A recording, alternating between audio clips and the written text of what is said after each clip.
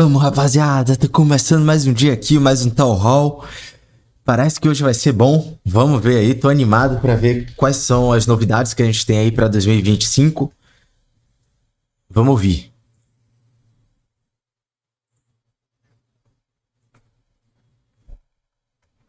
Muita gente, né? Ó.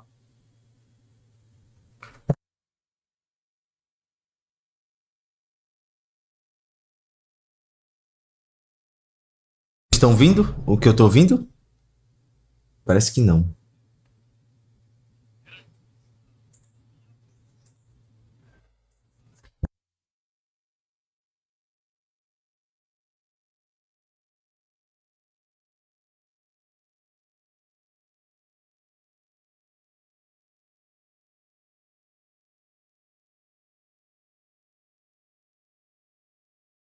At the same time.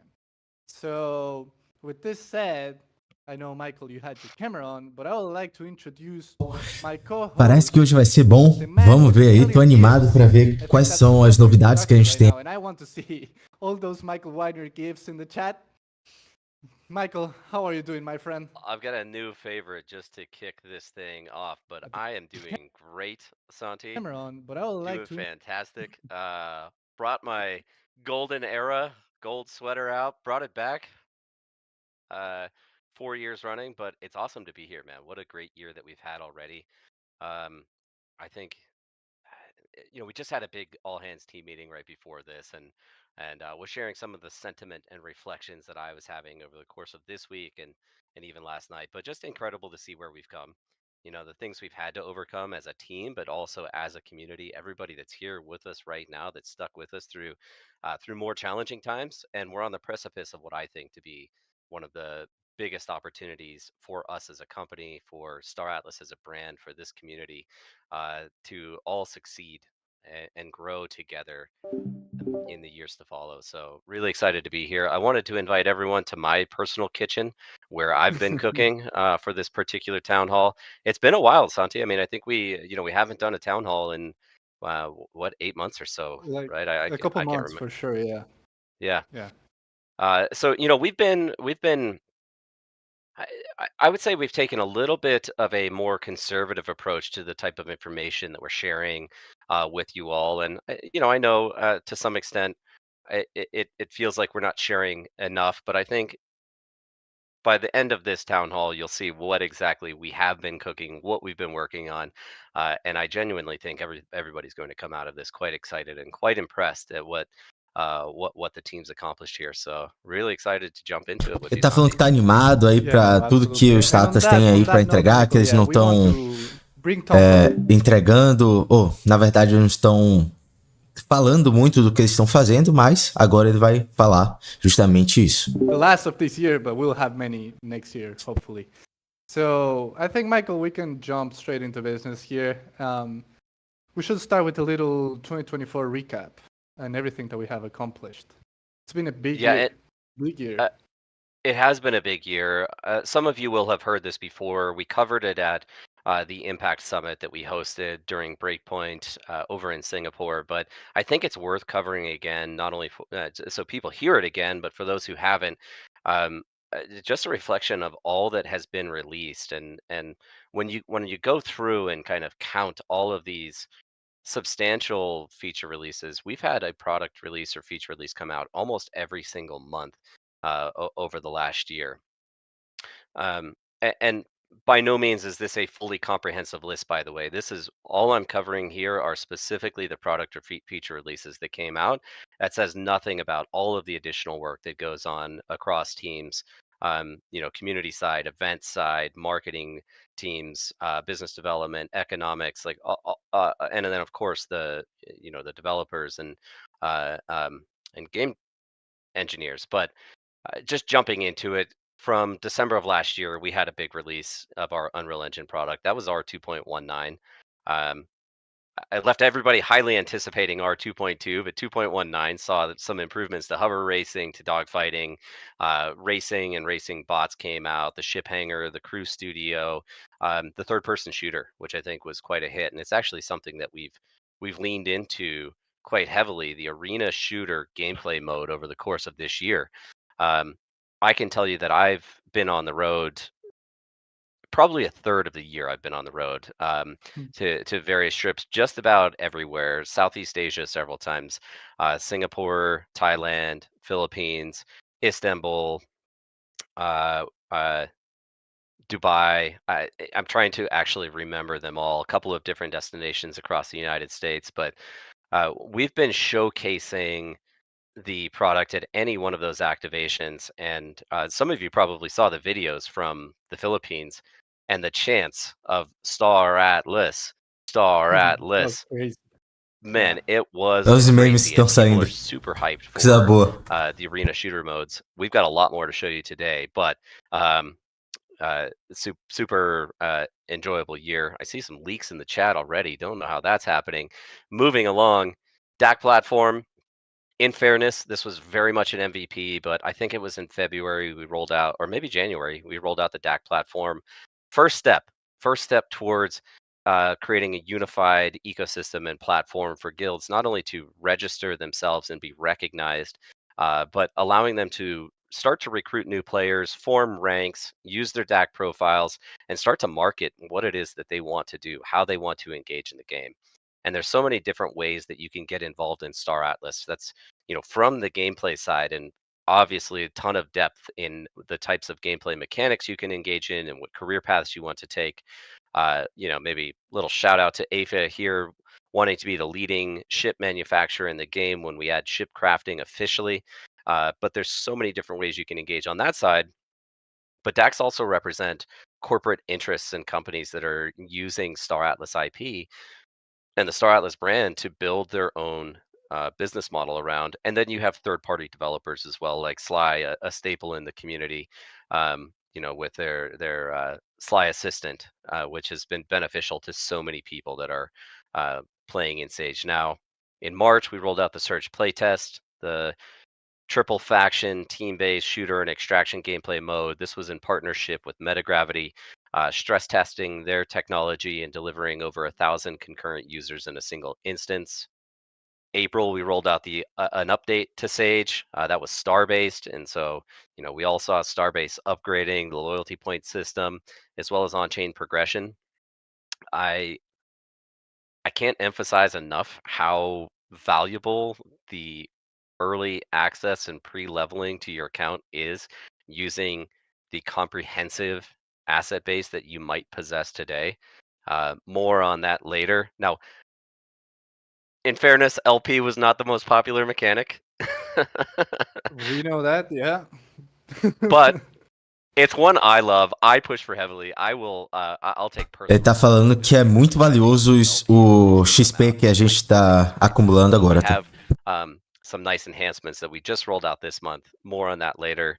The DAO. The DAO was kind of a surprise release to me. It wasn't necessarily something that we had in our pipeline, but we had some people on the team that were able to independently drive the development on that, and we got the DAO out in I want to say June or July. I actually don't have the date here, but one of the comments I made to the team earlier was that this is so integral to the philosophy of Star Atlas. A huge aspect of what we've been presenting and the vision we've presented to the world is that the Star Atlas IP is going to be owned and controlled by the DAO. I don't know if people realize how valuable that is or what kind of and for lack of a better word, what kind of a gift to the world that is. But no company in the history of corporations has ever developed IP of the magnitude of Star Atlas and just simply, given it away. And so we of course uh, want to be involved in the continuous development in for decades to come. But laying the foundation of the DAO with the initial structure, electing the council. Congratulations to the 5 people who got elected to the council.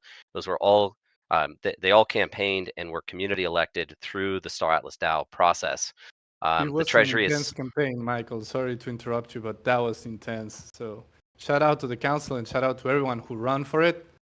There's going to be another chance, so don't get discouraged. And yeah, shout out to the council. I know they're cooking. I know the council is cooking. So They've been doing a phenomenal job so far. And just for clarity, right now, the authority of the DAO and the people participating in the DAO resides solely in control of that treasury.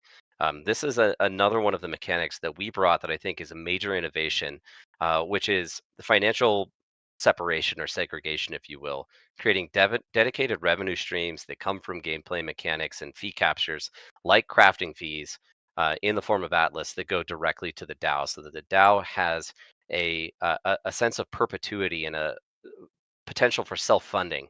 The DAO doesn't need to go out and create its own revenue streams as of right now because it has revenue streams. And to the extent that Star Atlas grows and the economy grows and we see more transactions and we see more people, there's a higher GDP and greater wealth across the Star Atlas economy. That directly funds the Star Atlas DAO and gives it the opportunity to invest in things that it thinks are going to help grow the ecosystem. And that's the authority of the DAO today, is to leverage that $5 million in treasury to take advantage of the ecosystem fund that was carved out and start to help to grow and invest in teams and projects and individuals that are going to help Star Atlas succeed, the brand and the idea of Star Atlas succeed. Yeah, for people out there, Ele don't falou be aqui shy. sobre a DAO, né? Então, tudo que está sendo feito no game é em favor da DAO. E aí, quem tem polis vai se beneficiar disso, né? Get involved, don't be shy. There's money up for grabs, literally, for expanding this ecosystem. So Yeah, I'm not going to name names here, but there was an event that occurred over the weekend where a proposal came in to the PIP discussion channel, and uh, while it got a little bit controversial initially, what was impressive to me was the extent to which the the people in that DAO channel were able to rapidly analyze and assess what the proposal was, and I'm so encouraged at the dialogue that took place because it indicates to me that people genuinely appreciate uh, the authority that they have and the power and the value that exists within that DAO. And while there is money up for grabs, understand that it's not going to be free money just passed out. You're going to have to contribute. You're going to have to deliver value, and there will be accountability for every dollar that's spent from that DAO. So really cool to see. One of the other things that came from the DAO was a sponsorship of the Nabathon, which was the very first ever Star Atlas hackathon. Maybe a congratulations is in order here to Adam and the SAI team for winning overall. There were several category winners, but Adam was the overall winner of that Nabathon. We rolled out they Star have an Atlas. update coming. They may be launching soon. Shout out Yeah, to Adam. yep. There is some testing going on. And so for anyone that isn't aware, Adam is is another form of route manager or automation service that allows you to pre-plan routes and activity within Sage. I, I'm going to go out on a limb here and say I fully encourage certain forms of automation, particularly to the extent that it is widely available to everybody in the community. We want everybody to have an equitable experience and no disadvantage across Star Atlas and the economy. I think it's perfectly reasonable to have certain actions automated in an RTS style or 4X style of game. And so I think these are net positives, and it's really cool to see the external innovation. It's the whole reason why we're building on-chain game logic and composable game systems, so that we can encourage and fund these types of external developments that ultimately contribute to the player experience across Star Atlas. So we also launched Star Atlas Crew over the course of the year. These become foundational units, your base unit to participate in the Star Atlas ecosystem. It's your PFP if you're into that kind of thing, your profile picture on socials. These are pretty big in the Web3 space. Their crafting crew, people are buying enormous amounts of crew to improve their efficiency in crafting across Sage today. They're going to be your avatar in Unreal Engine, and then future potential for mobile integration as well. And so, for us, this was largely about building that fundamental unit in Star Atlas so that anybody, any gamer of any size and any wallet can come in and start to engage in Star Atlas. And there's some really cool ways that an individual crew can uh, be the beginning of your zero to hero Essa aqui é story, should that be the excelente, case for mano. you, right? So if you can't buy a ship, that's Isso okay. aqui é Buy muito one bom, pô. crew and you're part of Star Atlas and you're playing. It's also generated over $4 million for us just since the launch. And I only mention that because it is important for us to continue to generate revenue as a company, as we're fully crowdfunded, non-venture capital backed organization. And so generating revenues is important for all of our future. And it's been a successful product launch in that sense. And then finally, just last week, we rolled out local markets and infrastructure contracts, adding diversity to the ways that players can engage in the Galia economy, being able to what I think is really cool is Cara, being o able to jeito que trade esses caras arbitrage pensam o jogo opportunities. não tem pra Chris ninguém actually não, shared with mano. me Na moral. O yesterday, jogo we're que eu seeing falo, massive as arbitrage maneiras, né, de across markets avançar com o jogo a partir de agora. one warp distance away from each other, sometimes as much as 100%, where you can buy Wow. fuel or a resource and sell it for twice as much. All you have to do is transport those goods. And so, I think to me, one of the benefits here is, again, expanding opportunities for players of all sizes. LP was a less favorable individual mechanic because you had to compete against all of the biggest players in the game as well and compete in that LP pool. But now between golden tickets, the golden carnival, local markets, the faction infrastructure contracts with a more reliable earnings potential, we're adding that optionality throughout the game so players can decide how best to utilize their time and how best to maximize their earnings and how best to have the most fun while they're playing. And it's only going to continue to get more complex from here. And this is ultimately one step towards a sophisticated system that makes it more challenging or nearly impossible for players to specialize in all aspects of the game and forcing people into niche specialization of the things that they want to do. And that, in my opinion, is how we get to a fully sustainable Web3 economy going into the future, where peer-to-peer driven activity, trade, and exchange is how people are materially generating their earnings and less reliant on things like the Atlas emission curve. So a lot more to come, a lot more to talk about today, but let me pause there for a moment. I think we actually have, I'm getting a message here. We have some breaking news, Santi. I hear it as well, Michael. I think we have something special to share right now. We do. But we may need some help. Yeah, I think we need to get Dom up on stage for a special Christmas announcement. Dominic Vane.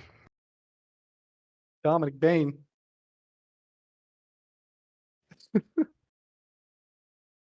I don't hear Dom. I don't know if you guys do. Legitimately do not hear Dom. Dom, we're not I messing with do you not this hear time. We legitimately do not This is hear you. true. This is true. We don't hear you. Cara, peguei sim o airdrop do Pinguim. Do nada, não tava nem esperando. Peguei $156. Né? Ótimo, né? Não tava esperando. E o que tá acontecendo agora? Tá acontecendo o Town Hall, que é uma reunião muito importante dos desenvolvedores do Star Atlas com a comunidade. E o Michael já deu uma visão aqui muito foda, tipo, do que o Star Atlas está indo, tipo, para onde está indo, as formas de se gerar receita dentro do jogo, para os próprios players, inclusive. E os mercados locais foram muito bem executados até agora, né? Teve bugs, mas... Cara, isso aqui eu pensei que era zoeira, mas é do jogo mesmo, ó. Botaram uma nave, uma skin da nave.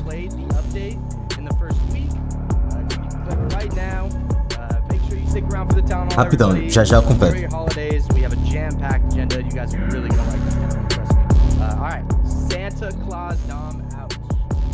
Let that play for another 30 seconds.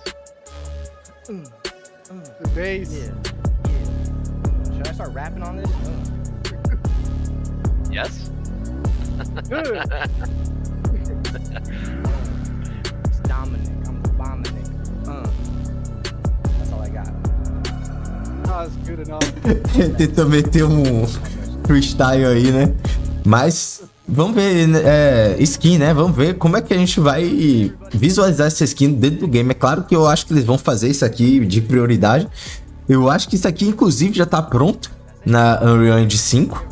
E eles lançaram agora aí pra a galera tirar onda, né? As primeiras pessoas aí com skin bacaninha, grande. If you played Sage. Yeah.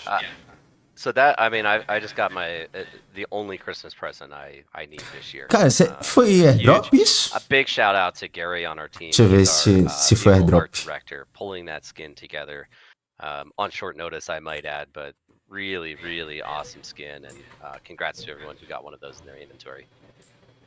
Yeah, big reward for being a Sage. Oh, foi airdropzinho. Hope you like it. This is sick. Aí, ó. It's really good. Really good. Awesome.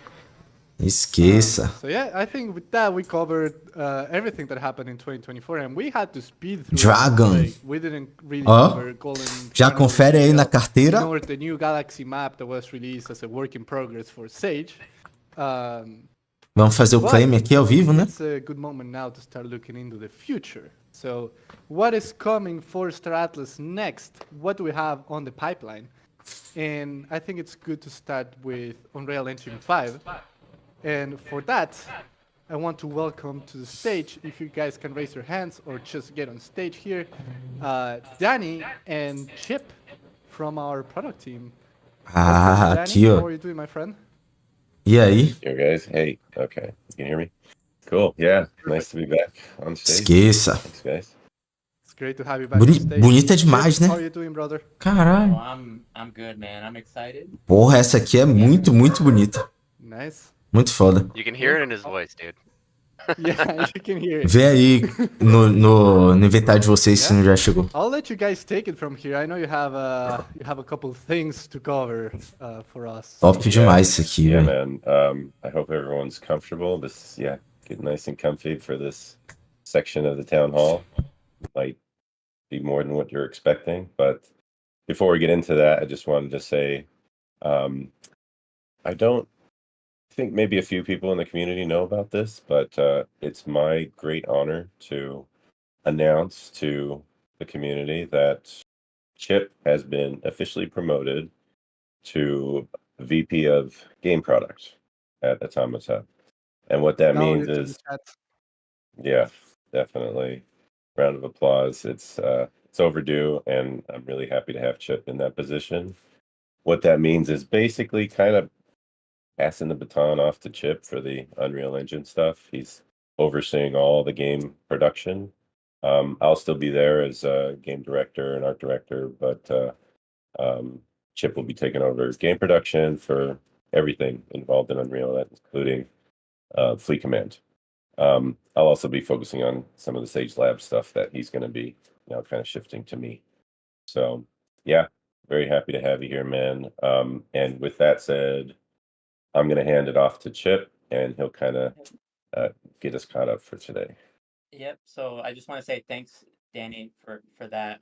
Humbled to be given this responsibility, and I'm locked in. I'm ready to take the baton and help us meet our deliverables for next year, but also excited to show what we've been cooking today on the Unreal Engine side. So why don't you go ahead and share or stream your screen, and let's get into it. Brace So yourselves. I'll say we wanted to do a show, don't tell, today. So we're going to be doing a live demo of what we've been cooking on the Unreal Engine side. Just give me a sec.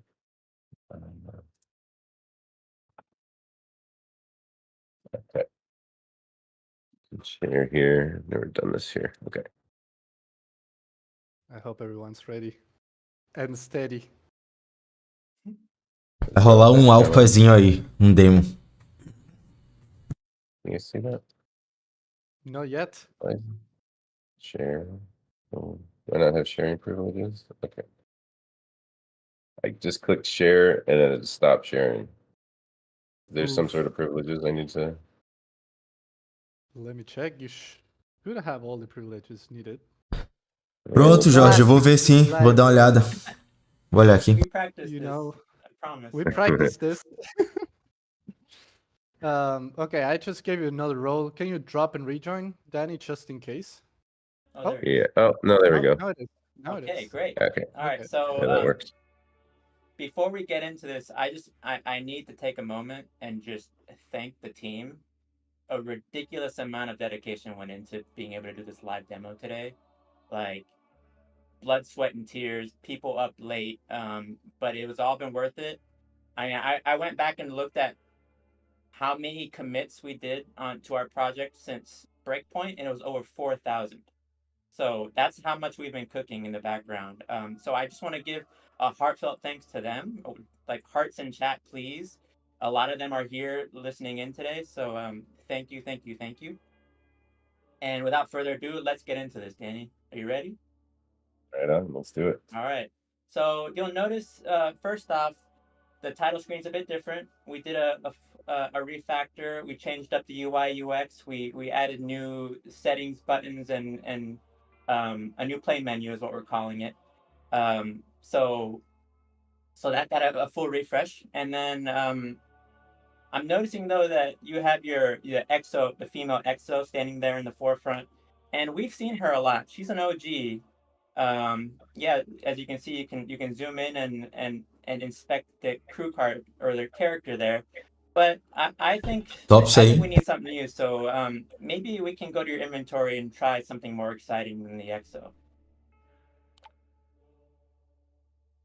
All right, so now in your inventory, we have a crew selection screen, and what's all that in your inventory there? Are those your crew cards? Deu uma Now travadinha aí supporting crew agora. cards and this beautiful new 3D paper doll here to the right. Eita. Yeah. Now, So those are all wallet-owned crew cards that from our crew campaign. Porra. You can see them all visualized there, and then we have a 3D vision Tá on the legal right. isso aí, Let me hein? explain a little bit of what you're looking at. So obviously you see the crew card art on the left, but on the right it's not a one-for-one exact replica yet. And what we're doing is over the next, periods of development, we're going to Comeu ali, continue to ó. bring in the UE5 assets to one-for-one match up with the crew cards. But in the interim, rather than not being able to play with your crew members, we're using what's called a loaner matrix. So we have a mapping of crew cards to what's already in Unreal. So as you can see, we already have various crew assets available, and as we populate that matrix over time, your crew cards will eventually one-for-one be represented by everything that's in their crew card. So, but yeah, why don't you go ahead and show off the new feature where you can favorite different crew cards. So you favorited this Ooster here. You can favorite Mr. Moon right there. It's a great name, by the way. That shout out to Jose. We have a Punab there. Tem que é tipo a massa cinzenta, né? Want to mention that for the clay model species, so here we have Punabs that are technically clay models.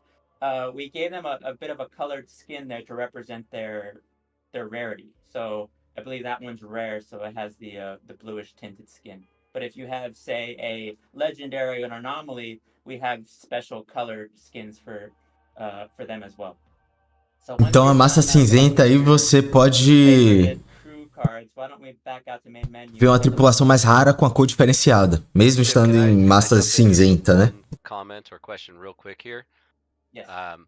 And I think it's very important to point out that the crew that is represented on the loaner matrix is representative of the rarity of the crew. Is that right? Correct. yeah, it all lines up. Right? So, I mean, I can't wait to see in the wild images of people's tufas and fatolis. Those are all, every species is playable in this release. All right. Algumas coisas estão sendo feitas, mas não todos estão sendo preenchidos da tripulação. E aí, com o passar do tempo, eles vão preenchendo isso aí.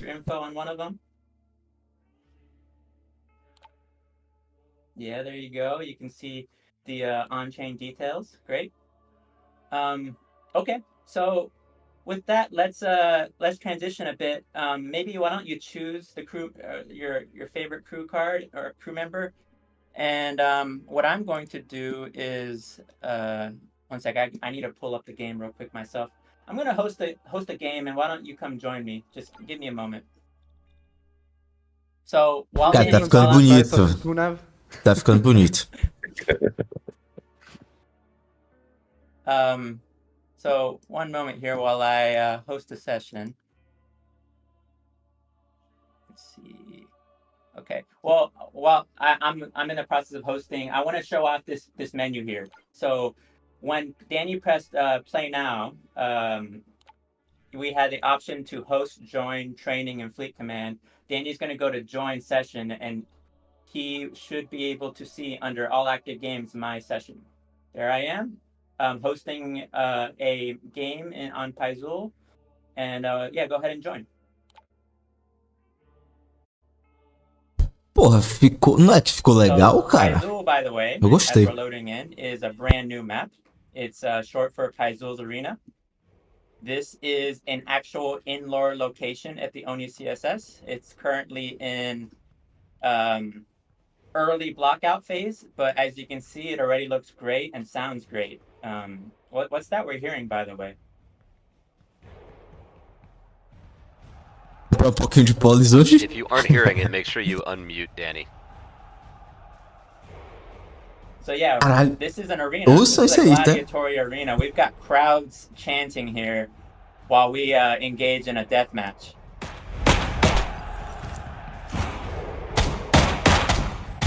Danny, you are so tiny, I can't hit you right now. Oh my gosh. So, yeah, we are currently in a peer-to-peer deathmatch. Yeah, I'm trying to focus here. But we're in a peer-to-peer deathmatch. Something I want to point out. We got all brand new weapon sounds. We've got. So A movimentação, ela melhorou bastante, muito mesmo. Agora a parte de virar pra atirar, não tanto, porque parece que tá meio congelado, né? O cara tá parecendo que tá de torcicolo na hora de virar pra atirar. Mas a movimentação, ela deu um salto muito grande, pô. Oh, look, we got Brujo in here. We got some other community members joining No us. way.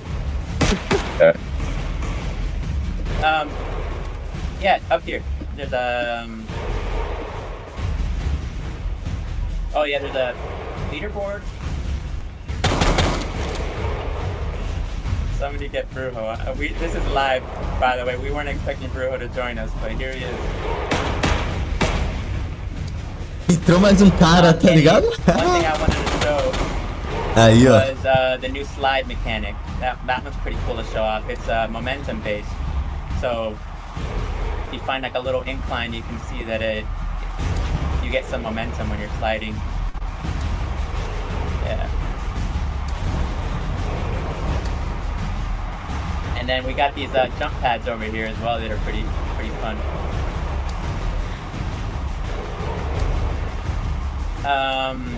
Chanting's getting louder. I think they're getting more excited as the match is coming to a close. Agora, essa arma aí é do tamanho do personagem, né? Quer dizer, o personagem que é muito pequeno.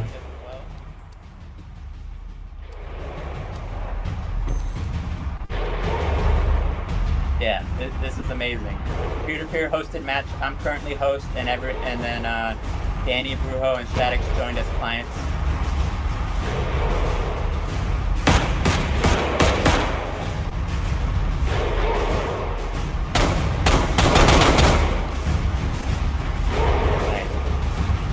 Curious to see Gunav with the gun. Gunav with the shotgun.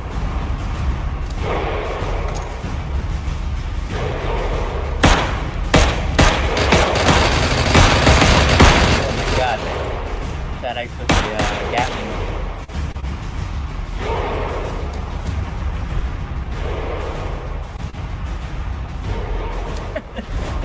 I get Squirrel with gun vibes. I love it. It's hilarious.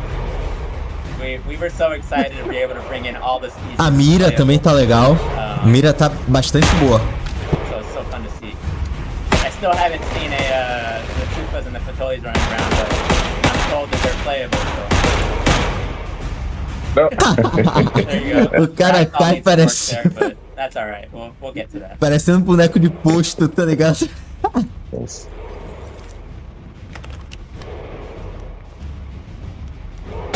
Gosto dessa All right, we got seleção de 18 arma. seconds left in the match. Gonna close.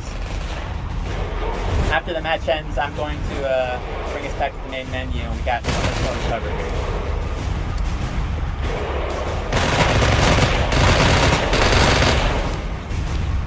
Hard to kill the tuna. Yeah. All right. So I'm gonna quit to main menu, and we're gonna move on.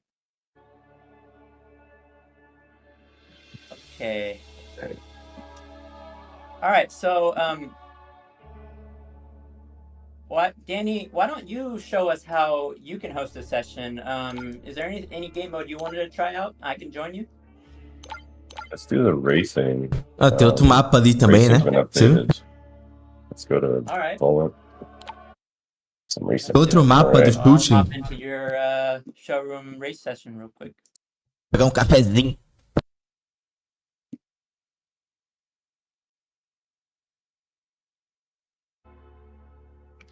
By the way, Santi said nobody is going to be able to beat him in racing. He specifically called that out, so I consider that I an did. open challenge to the community. I did. If I have to agree, Karush, nobody stands a chance in ground racing. Literally. I love your character you chose there, Danny. Look at that. New tentacles. Yeah, really awesome.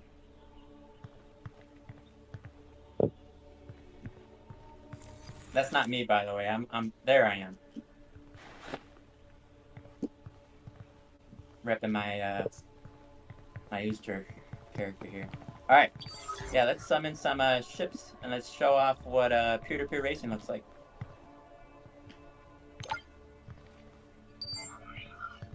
Okay, you're going with the solos. All right, nice. Gonna wait for you to move off the pad and let me summon. Ah, a entrada Bike, forte, né? favorite. The Jimmy E essa Favorite solos bike. aí tá bonita demais, esse verde com esse vermelho aí. Porra! Alright. So the way this works, host now can initiate a multiplayer race with anyone who's in this racing volume. So you can see it's Isso aí me two empolga at a demais, mano. Não tem If jeito. Danny holds you to start, we'll get locked into a race. Alright, there we go. Ó, a parte de dentro da nave virando. Puta que pariu, mano.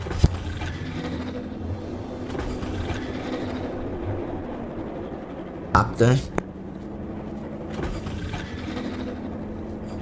Oh, I One missed thing I that. want to. Oh, you missed it. I like launched over it. I don't even know what I hit.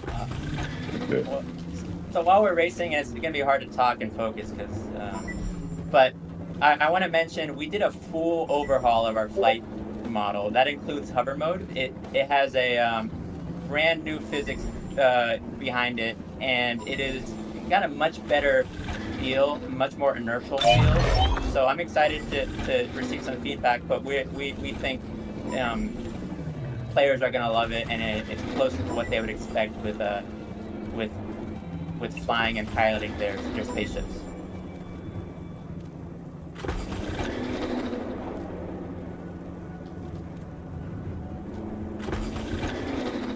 I see you're smooth with it, Chipto.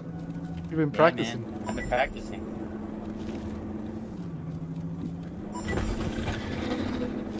So this is A corrida aí não mudou tanta coisa não, né? A bit of jitter on the ship movement. We'll work on smoothing that out over time, but we're just excited to be able to get some actual multiplayer races going. This is huge for us, and it's already really fun.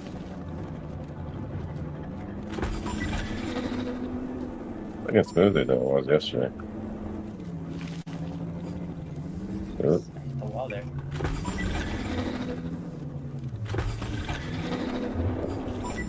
Eu acho ainda os ícones da by the way, so this is obviously das armas, das paradas pra pegar no chão, muito grossos, assim, sei lá. O tamanho da parada gigante, o tamanho da nave, tá ligado? If you play in single player, your times will go on the leaderboards. So those of you that are competitive, I know Star Fox really likes topping the leaderboards. I'm excited to see the times. But all those leaderboards are working and refreshed.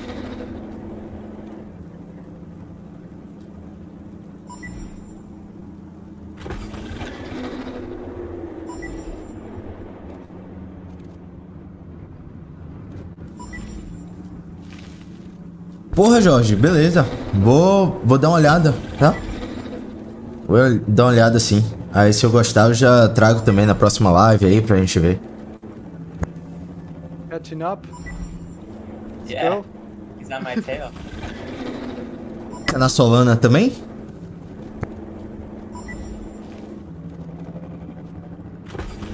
Se for na Solana, porra, vai ser maravilha, né? Oh, Oh, no way. Nice. All right. Very Well, that nice. was a good race, Danny. Yeah, man. Yeah, it was close. All right. Still more to cover. That's not all, guys. We're not even halfway done. So let's go back to the main menu.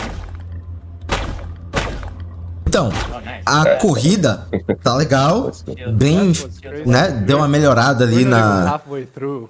na parte de movimentação, eu senti um pouco mais lisa, mas não mudou muita coisa. Não muda muita coisa. O que tá de boa. Os avanços ali até agora tá me agradando. Arena is an in-lore location in Oni CSS.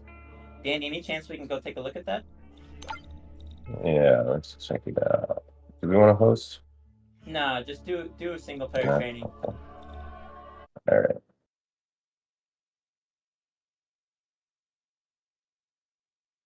I'll hand over the mic to you here, Danny. I know you have a lot to say about this level. Yeah, I mean, we've kind of been showing off a little bit of this here and there during this past year. It's we've already had the early white box of this map in the current live build. So this is kind of the next phase where we take this Oni Sogmian district to the next level of this more gray box block out.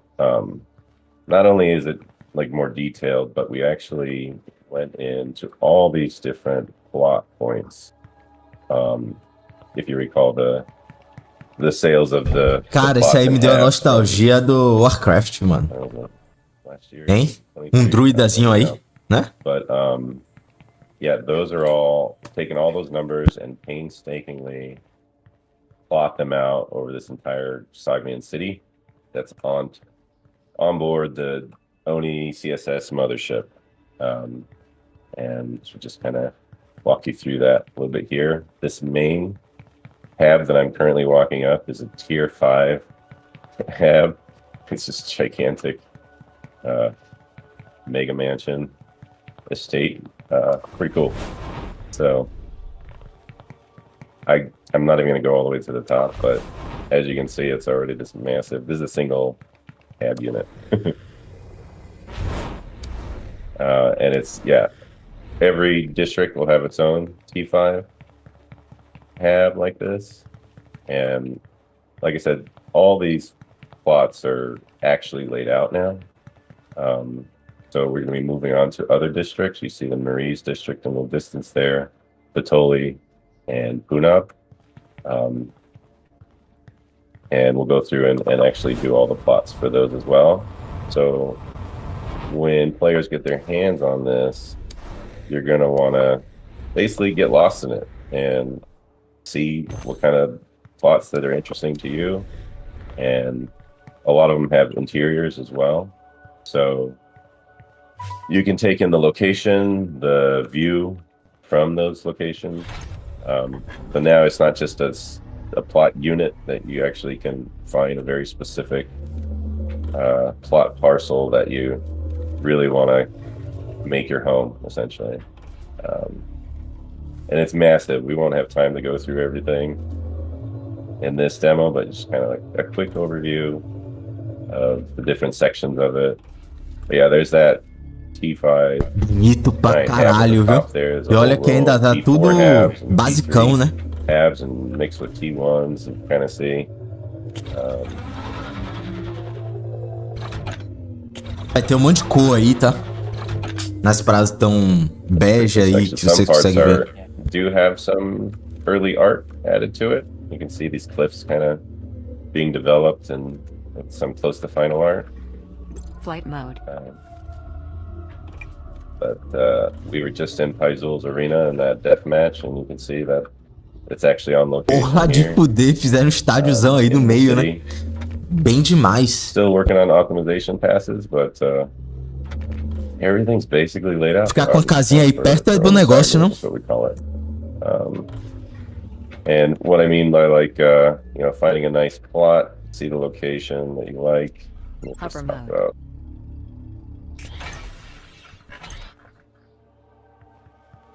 This plot in particular, this T3 is pretty cool. Let me just hop up there.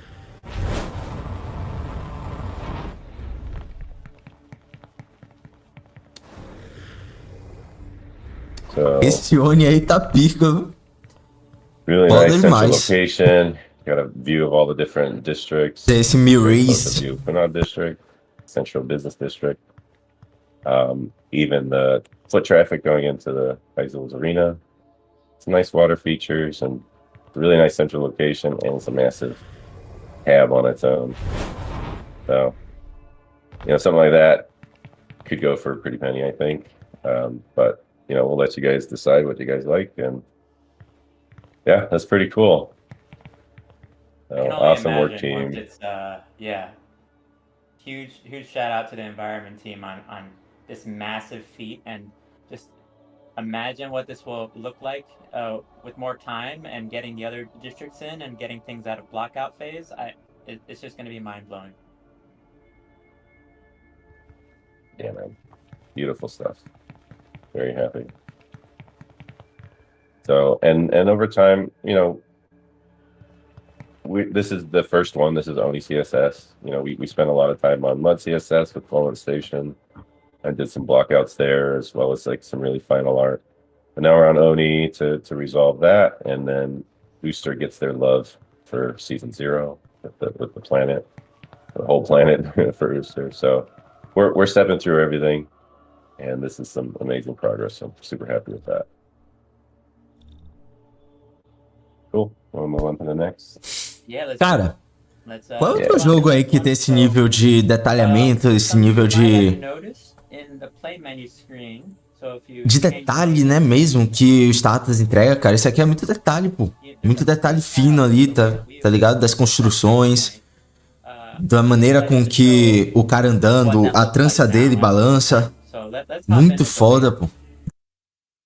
Já tem uma economia muito forte, né? Que ainda vai emergir com a Unreal Engine 5. It's our exploration vertical slice. So here we are. We are in the hangar of a starbase here, and what we'll see is we are in a demo star system with and actually I'm not gonna tell everything. We're gonna show. So let's follow the demo path here and summon our first ship from the terminal. You can see there's a quest to summon a ship at the top. So choose whatever you like. Okay, that sounds good. That's our latest and greatest production ready medium ship, the F4. Many of you saw na vizinha do pai aí, ó. reveal. So here it is in all its glory. Looking amazing. Oh, okay, alright. Vai ter um, hein? Hangar bay doors opening here. Caralho, que dificuldade. Velho, isso aqui é muito bom, pô.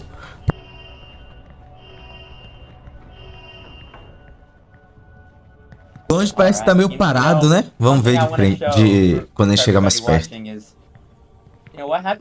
Parece uma paisagem de longe. Ó, quando atravessa que começa o universo a rolar.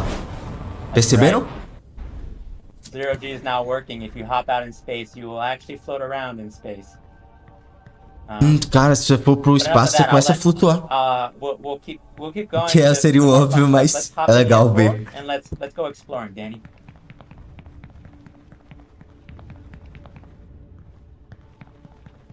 Você não deixou o cara soltão, né? Eu queria ver isso. O cara, tipo, viajando By the way, lá. the vehicle department did O, such a a great tripulação. job on this ship. It is looking great.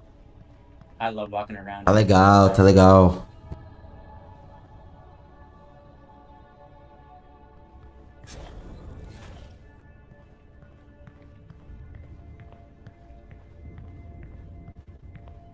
All right, as we make our way up to the bridge, you're passing the brigs there.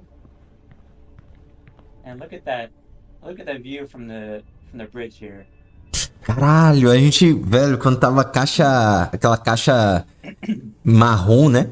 Tava falando aí da All right, Daniel, what do you say? da We vista hop da in the F4, cara. pilot seat and we, Essa make our vista é way, muito or do you bonita, wanna mano. take a look around the ship? Up to you.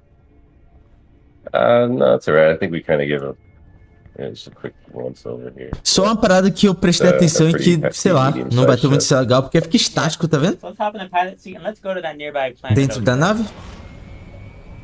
E agora, quando ele passa o lugar que aí fica... Aí, ó, tá vendo? A parada começa a se mexer e fica mais dinâmico. Why don't you? It's gonna take a while if you go at this speed. Let's subwarp to that planet. 3, 2, 1. Engage. Caralho! Subwarp mode, approaching the planet. Alcatraz prison in the distance. Não, tá, isso aí tá muito foda. He's so cheeky sometimes. Alright. Isso aí tá muito Look bom, at pô. this, Você não man. perdeu quase tempo No nenhum. loading screen, streaming in the planet surface. Caralho, using mano, isso foi muito bom. exoplanets that it's such an amazing job on being able to get this to work. Tá no Here planeta. we are. Sem from that tela de side loading. Let's approach the planet surface and take a look. Porra! So this is Prasal. This is an ice planet, Planeta de gelo. and as we get closer, the features will become more distinguished, and you'll kind of get a E vibe. quanto here. mais chega mais We perto, haven't mais done fica any mais diferenciado. Cool art passes on these planets. These are early. With more time, we will get them looking even better. But Mais tempo a gente you guys vai can see aprimorar the isso progress aí. made is phenomenal. So Mas o progresso que já foi feito é fenomenal. Tamo vendo aí, né? Porra! Isso aí impactou demais, ele indo de um lugar pro outro aí, porque antes a gente tava vendo uma parada mais de boa, né? Um progresso mais lento. Agora eles fizeram um progresso muito grande no ARP. Muito grande. Yeah, I could just watch it all day. It's like a Aí, ó. practice already. Esqueça. Are you gonna- Tá brutal, are you gonna go down exatamente. deeper, or, Tá ficando nível aí do Off the Grid, né? I Ou want to get melhor. those chasms, É isso but they're mesmo. a little far yeah, a little away. far away. E esse planeta é bonito, hein? De gelo? Fica meio esquisito assim, parece uns blocos de gelo. Faltou ver o urso polar passando ali. Mas quando ficar mais perto, tá vendo que vai aumentando o detalhe? Ó, a sombra agora tá mais protuberante. You got E a better aí? feel for what this surface of this ice planet looks like now. É, It looks pretty cool once the cool textures stream in. ele tá falando exatamente isso aí. Amazing. Already cinematic. Foda, hein? Porra! E a F4 ali, ó. Camuflada. With waypoints, it'll truly come to life. Yeah, look at those guys. That's pretty cool. Vou comprar mais polis. My pressure. Que isso? Vai ser legal. Porra! Look how- Muito, muito, I just muito wanna bom. Take a second. How buttery smooth this is. Like, that's mind blowing. Uhum. Ele tá concordando comigo. It's seriously. Interestelar vibe, mano. É isso mesmo. Yeah, this is. Yeah. Rapaziada, vou comprar mais polis, Let's go viu? to another planet. Where we have more than just one in this star system. Vou comprar mais polis. So the way this works is you can see Danny tried to engage Eu tenho esse subwarp cara there, but you got a aqui, ó. message saying he needs to gain altitude because the subwarp drive doesn't doesn't work so close to the planet's surface. So let's gain some altitude and then let's try again once we Eu me segurando pra comprar polis aqui, ó. Tô assim. I like to use, Legal, the cara. rear view camera while I'm gaining altitude. Cara, lançar um loop de jogabilidade aí. Desses dois mapas, né? O que ele tava lá e o do Warp pra esse aí. Yeah, cruise control. Tipo, pra ir pra esse mapa, pegar uma coisa e depois voltar pro outro. Eu passo o dia todo fazendo isso, fácil, se deixarem. Se botaram a recompensa boa, porra, abre sim. Alright. Let's go to Urbis. Cara, esse engage tá muito bonito, mano. O Warp, né? 22 megameters away, but Ó, tá rápido pra as you caralho. gain speed, with the sub-warp drive, you'll quickly lower that time, their ETA there. Quando vai no sub-warp, vai Pretty quickly. um pouco mais devagar. One thing, Ele falou um Danny, pouco you mais devagar, mas é mentioned muito mais that, devagar, né? we don't want players spending hours Eles não querem trying to que get places, so we're os still- players passem horas assim, né? Na viagem. we definitely want players to feel like they can get into the action quickly. So this is about the timing we're comfortable with at the moment. É o time do Sage, né? Praticamente. De você ir pra um. Earth-like planet, so I read that to mean that it's going to be green and has foliage. Cara, será que dá pra botar o Warp na Unreal Engine 5 custando menos que o Warp do Sage? Porque aí daria um incentivo, né? Pra galera warpar dentro da Unreal Engine 5. Imagine while we're waiting here, it's a planned feature, it's not in yet, but being able to hop out and manage your stage, your fleet command map, it gives you a kind of idea of where we're going with this. But here we are, approaching the planet, going towards Sea of Leaves there. As you can see, the ship Possibilidades infinitas nisso aí, viu? subwarp speed as we approach the planet. Caralho, mano. Olha isso aí, pô. Olha a atmosfera do planeta ali. Tá ligado? Chegando. O Warp ficou sensacional. Muito bonito. Muito bonito. And we've got clouds on this planet here. Aí, ó, tem That's a particularly nuvens interesting thing no to planeta. get working. I know Brad and Colin spent a lot of time on getting clouds to look right. Really impressed with where we're at now with that already. Ele fala que é uma coisa particular, as nuvens, né? Que é uma parada avançada mesmo, pra qualquer game. Estamos chegando nas nuvens, hein? É lua ou não é lua? É nuvem ou não é nuvem? While we're approaching, you can see that the F4 has missile bays and countermeasure systems in the HUD up there. So we got Abrindo those os mísseis, as contramedidas. those, in the previous release, ships didn't have missile bays or countermeasure systems working, but now those are in fact working. Maybe Danny, once we hit the surface, you can. Na atualização passada não estava funcionando muito bem, e agora estão os contramedidas e os mísseis. So making our way. É isso aí, rapaziada. Paciência. Ó, Alright. caralho, a gente tá no mar agora, né? Quite high up there. Tamo alto mesmo. É o mar isso aí ou é vegetação? Vamos ver. Agora a gente já tá abaixo das nuvens, né? Essas nuvens estão altas pra caralho também, né? Aqui pra nós. Find the ocean. Is it going there? É a particularidade do planeta. Deixa o artista, não sufoque o artista. Yeah, let's make our way down the surface here, take a look at what Urbis looks like. Não tem uma definição muito boa, né? Tipo, de longeão assim. Look at that. Look at all the Que- foliage. Folhagem. All streamed in. Nanite enabled. Vamos ver. Wait till you get up close and take a look. Ah, o planeta é assim mesmo, não tem jeito. Com as plantinhas ali, pá. Look how many trees there are already. Like, Muitas árvores. oh, Ó, os mísseis, ó. your Os missile mísseis. there, nice. I think we lost Porra, a de little layer on the ground. What's Okay. that? We're still in experimental mode. I see some missing ground layer and ocean that was here in the previous build, but it's okay. It's experimental mode. It's live demo. Yeah, But it is nice to see all the iron all this out, foliage. but Esse planeta já não é muito. É meio sem graça, né? working already. É. Eles estão falando aí que tem muito trabalho ainda a ser feito. O planeta já. Esse aí não é muito interessante. Porque só tem as mesmas árvores. That's right. Last Só time I Ctrl+C, crashed, the Ctrl+V ali, tá ligado? died, so, Mas no eles estão ainda em progresso, né? Yeah, that something wrong with the Yeah, normal why don't you thing. just Caralho, que foi isso? Que isso? There you go. Você viu? Um raio azul e o outro laranja. Eita, bugou.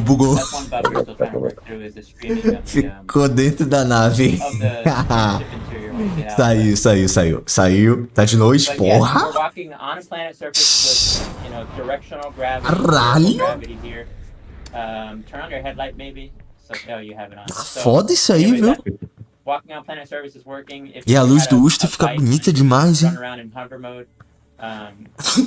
Ó, a lanterninha. But Ele yes, podia meter a mão aqui, né? fully- Em vez de uma fully lanterna, assim? explore the planet surface. Ou deve ser do olho, na verdade, porque não tá apontando pra lugar nenhum. Mas ele podia fazer, Yeah, tipo, custom gravity. tá ligado? Que nem isso aí. Yeah, we also Porra, got bonito more demais, tá? if you Os have efeitos a aí. that tentacle- Caralho, de noite fica lindo, mano. correctly, simulated in custom gravity. So we did a lot of work to get custom gravity working. Even the top. Quer dizer, não tá de noite, né? Tá meio esquisito, na verdade. Tá de noite, mas não tá. A lot of little details that sometimes can take for granted that you have to think about when you add support or things like this. But anyways, Danny, is there anything else you wanted to show before we hop out for our last little segment here? It just goes to show, like, wow, there's so much real estate now that you guys can explore with these planets. It's insane. E o planeta é gigantesco, né? Então o cara vai andar aí. When E é players isso. get their hands on it, there's going to be, there are fine things we don't even know is in there. So, pretty Yeah. cool.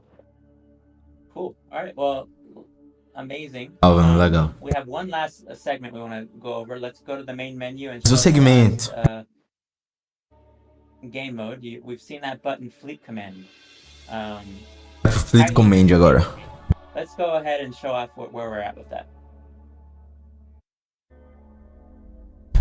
Esse é ótimo também, hein? Esse tá com a cara de ótimo. All right.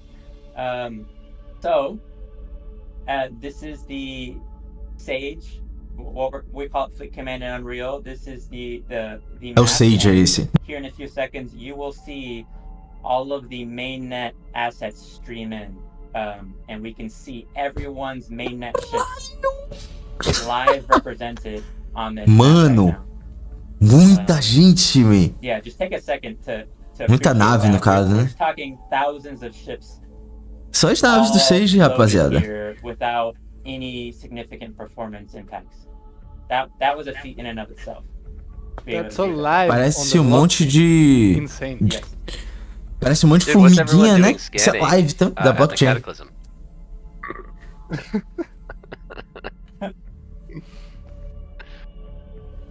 They're all placeholder evacs right now, but Sim. São todos placeholders, né? In January. São Right modelos now, de naves it's aí. Representing everybody's fleets, it just has a placeholder evac model.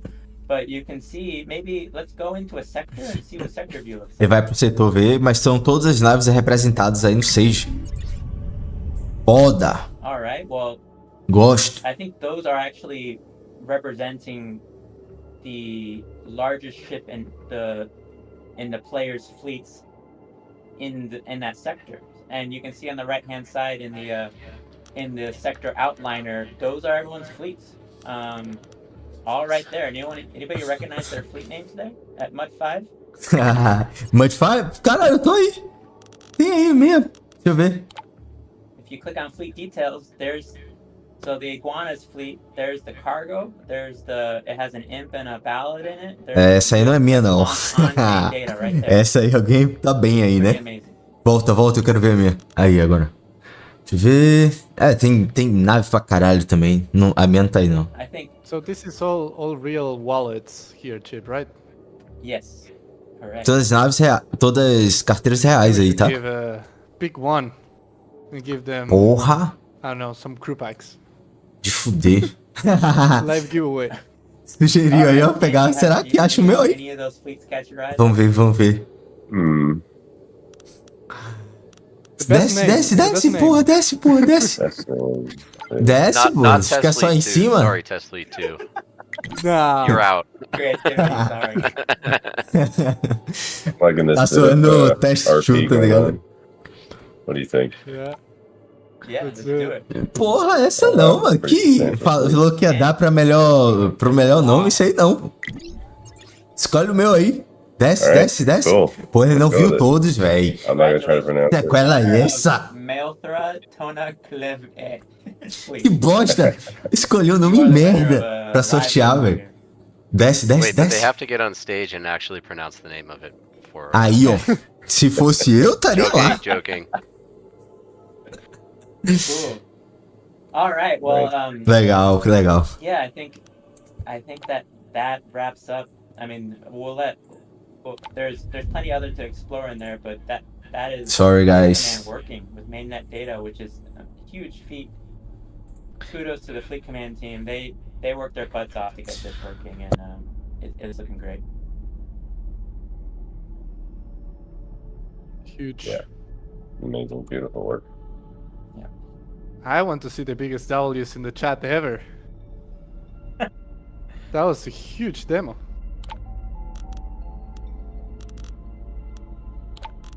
Really So- impressive, guys. Went off without a hitch. Took a big chance here, going fully Oh. live, show, don't tell. Executed perfectly. Well A done. interface tá bonita também. Tá top. Thank you. And Gostei. Chip, I'm losing my steadiness here. Uh-huh. One. When? Foi, né? How about- Foda. Let's wait till the end of the town hall and we can talk about when. How's that sound?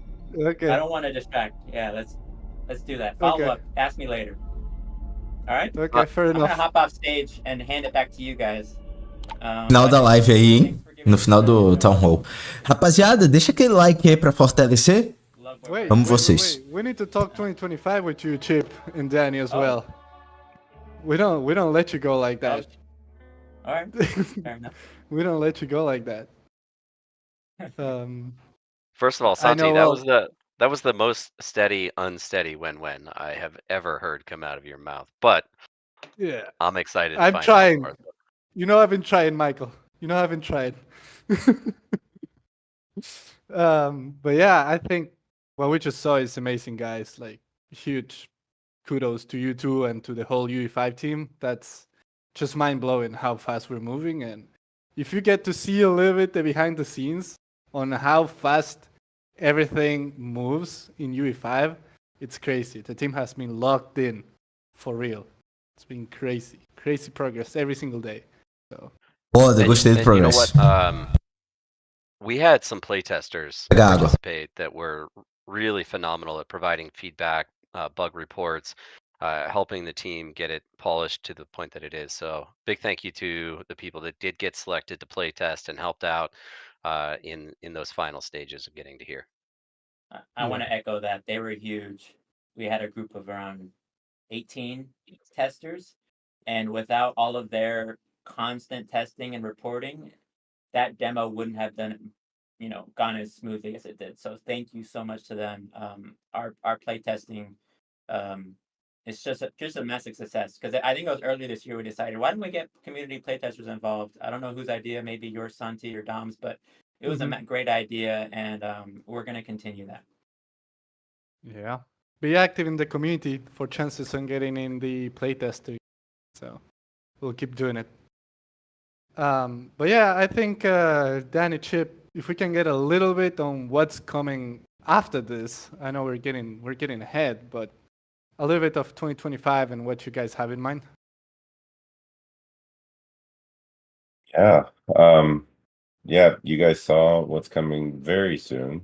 And I can't wait for all that stuff to get in your hands. But basically what you see there is the foundation for what we're going to be releasing in 2025. Things will just get more and more polished, as you see, like Paizul's map will actually look like a final AAA arena map. We'll put more polish into the other map as well, Gateway, and then multiple game modes. We just saw the death match, but we'll have. Tá dando uma resumida aqui, mas o Michael falou antes que tinha playtesters, né? Também jogando tudo isso que a gente viu. So having those all playable in P2P, but also our efforts going to create a dedicated server.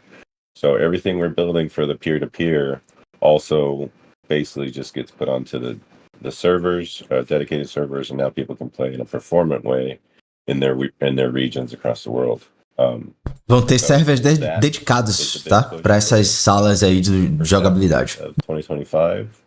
And then you've seen Era metade ali de 2025. of Fleet Command and how that's going to mature.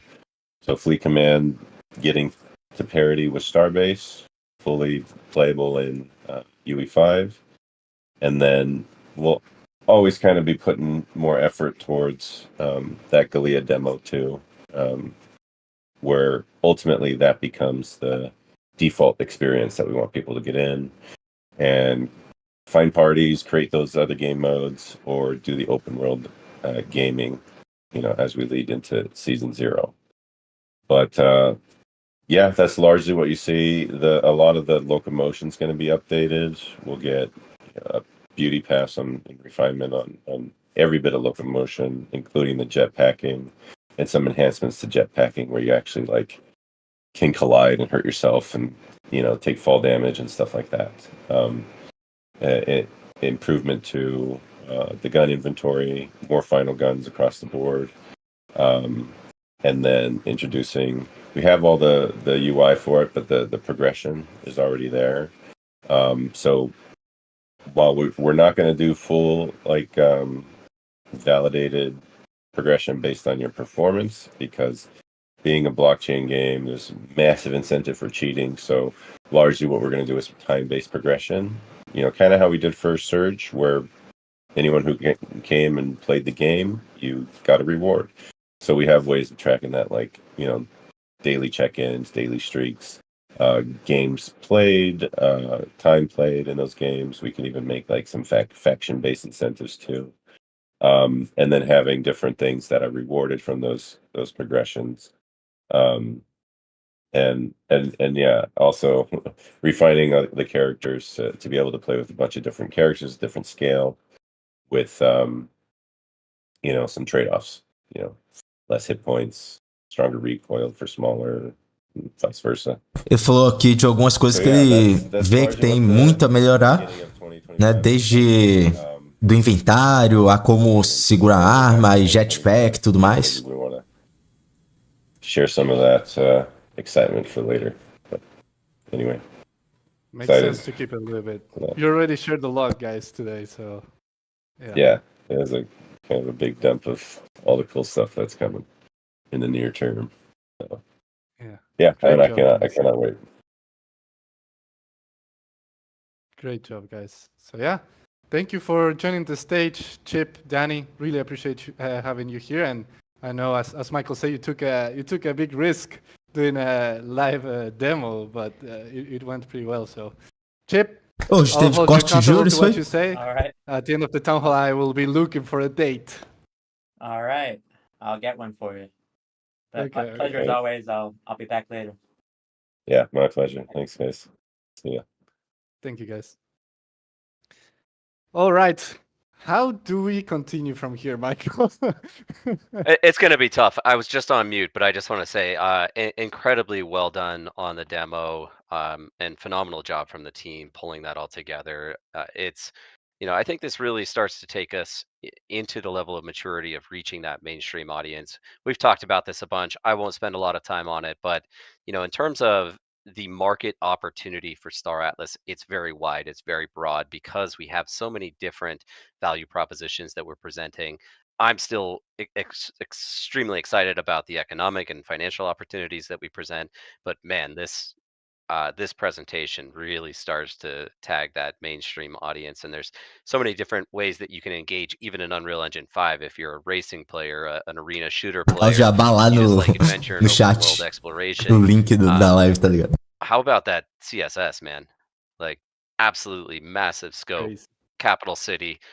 I am just imagining tens of thousands of players running around there with a genuine commercial district in real world brand integration into Star Atlas. And while we want to do it tactfully, you know, I can see the billboards now. Tesla up on a digital billboard somewhere. So SpaceX. awesome stuff, guys. Tá vendo as placas de LED fazendo propaganda dos negócios que vão acontecer na CSS e tal. Legal imaginar essas coisas. Have something really, really special. I am so pumped for 2025. It's crazy. Yeah. But yeah. So we're about 1/3 of the way through the agenda here. 1/3 of the way. We'll need to move a little bit fast because we're about 1/3 of the agenda that we have. But I know, Michael, the committee has been asking for updates on a couple of specific products and initiatives that we had for a while, such as StarPath Core, Crew App, Never Alone. So I'd say we get on those really quick, get the latest details, and keep moving. I can start with StarPath if that sounds good. Let's roll. So guys, you know, StarPath is our affiliate program basically. And right now it's open for everyone, but it's not working in the way that it was intended. So it ended up being more of a discount program than a actual referral. So we're looking to change that in 2025. And if you have been active in the community, you know that we had some sessions this year about it. So what we're going to do next year is likely going to gate the program to key contributors. So, for example, content creators and guilds, and they will have to meet a certain criteria to get a referral code they can use. We will be announcing criteria and everything together next year with the new rollout of the program. So that's really quick, the update. We hear the creators, we hear everyone. It's not rewarding the people it should. It's not working in the proper way. So we are going to be taking steps into changing that. So that is the update on StarPath. We have to hit maybe this just very quick, Michael, as well. So. Shameless promotion here. I don't know if it's a promotion, but we know the system's been abused, and to Santi's point, it's going to be changing. You got limited time to get in there and take advantage of the current functionality, should that be of interest to you. That's true. Very true. Core, Michael. Falaram sobre o StarPath, que é o link basicamente que eu deixo aí nos meus vídeos. E que vai mudar porque a galera tá usando para benefício de ter desconto nas naves, que é de boa, já falei aqui inclusive sobre esse benefício, mas que eles vão fazer de maneira diferente agora. Tim McBurney has been artist and writer on that alongside. Espero que vocês fiquem comigo também nesse avanço aí do StarPath. A lot of his effort on some cinematic production that we've been doing in conjunction with Sentient Art. One of those cinematic trailers we actually revealed at Summit. We're holding that one back for a broader release. We also have the second part of what is a trilogy of cinematics coming out. We're going to be strategically releasing those over the course of next year. Nothing to show for today, but happy to say that Tim has been spending a lot of his effort on storyboarding for those cinematics, and given where we're at in the status of completion of those, Tim's going to be returning his efforts to 364 pessoas. We'll see a return of Star Atlas Core Act 3 in 2025. Nice. Findo, no caso. Good news. I know a lot of people were looking forward to collecting them all and having the hard copy at the end, so yeah. Yeah, tem mais 3 cinemáticas aí pra 2025, vamos esperar aí. Ele falou que nada pra fazer agora, mas vai ser lançado estrategicamente. There is still an option to collect all 6 of any one of the individual acts. As a reminder, there's 6 episodes per act, 18 total. And if you collect 6 of any one act, there's still a physical deliverable at the conclusion of this campaign. But of course, collecting all 18, that's the high-end collector's edition, hardbound, high-quality physical copy of the entire graphic novel.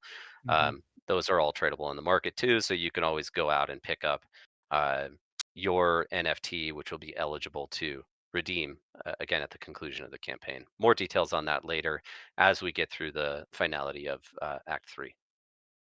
Nice. Nice. Continuing to move here, Michael, Crew Up, another one that the community has been asking for updates a lot. So any updates on that one? Yeah, this one we just have to rip the Band-Aid off here.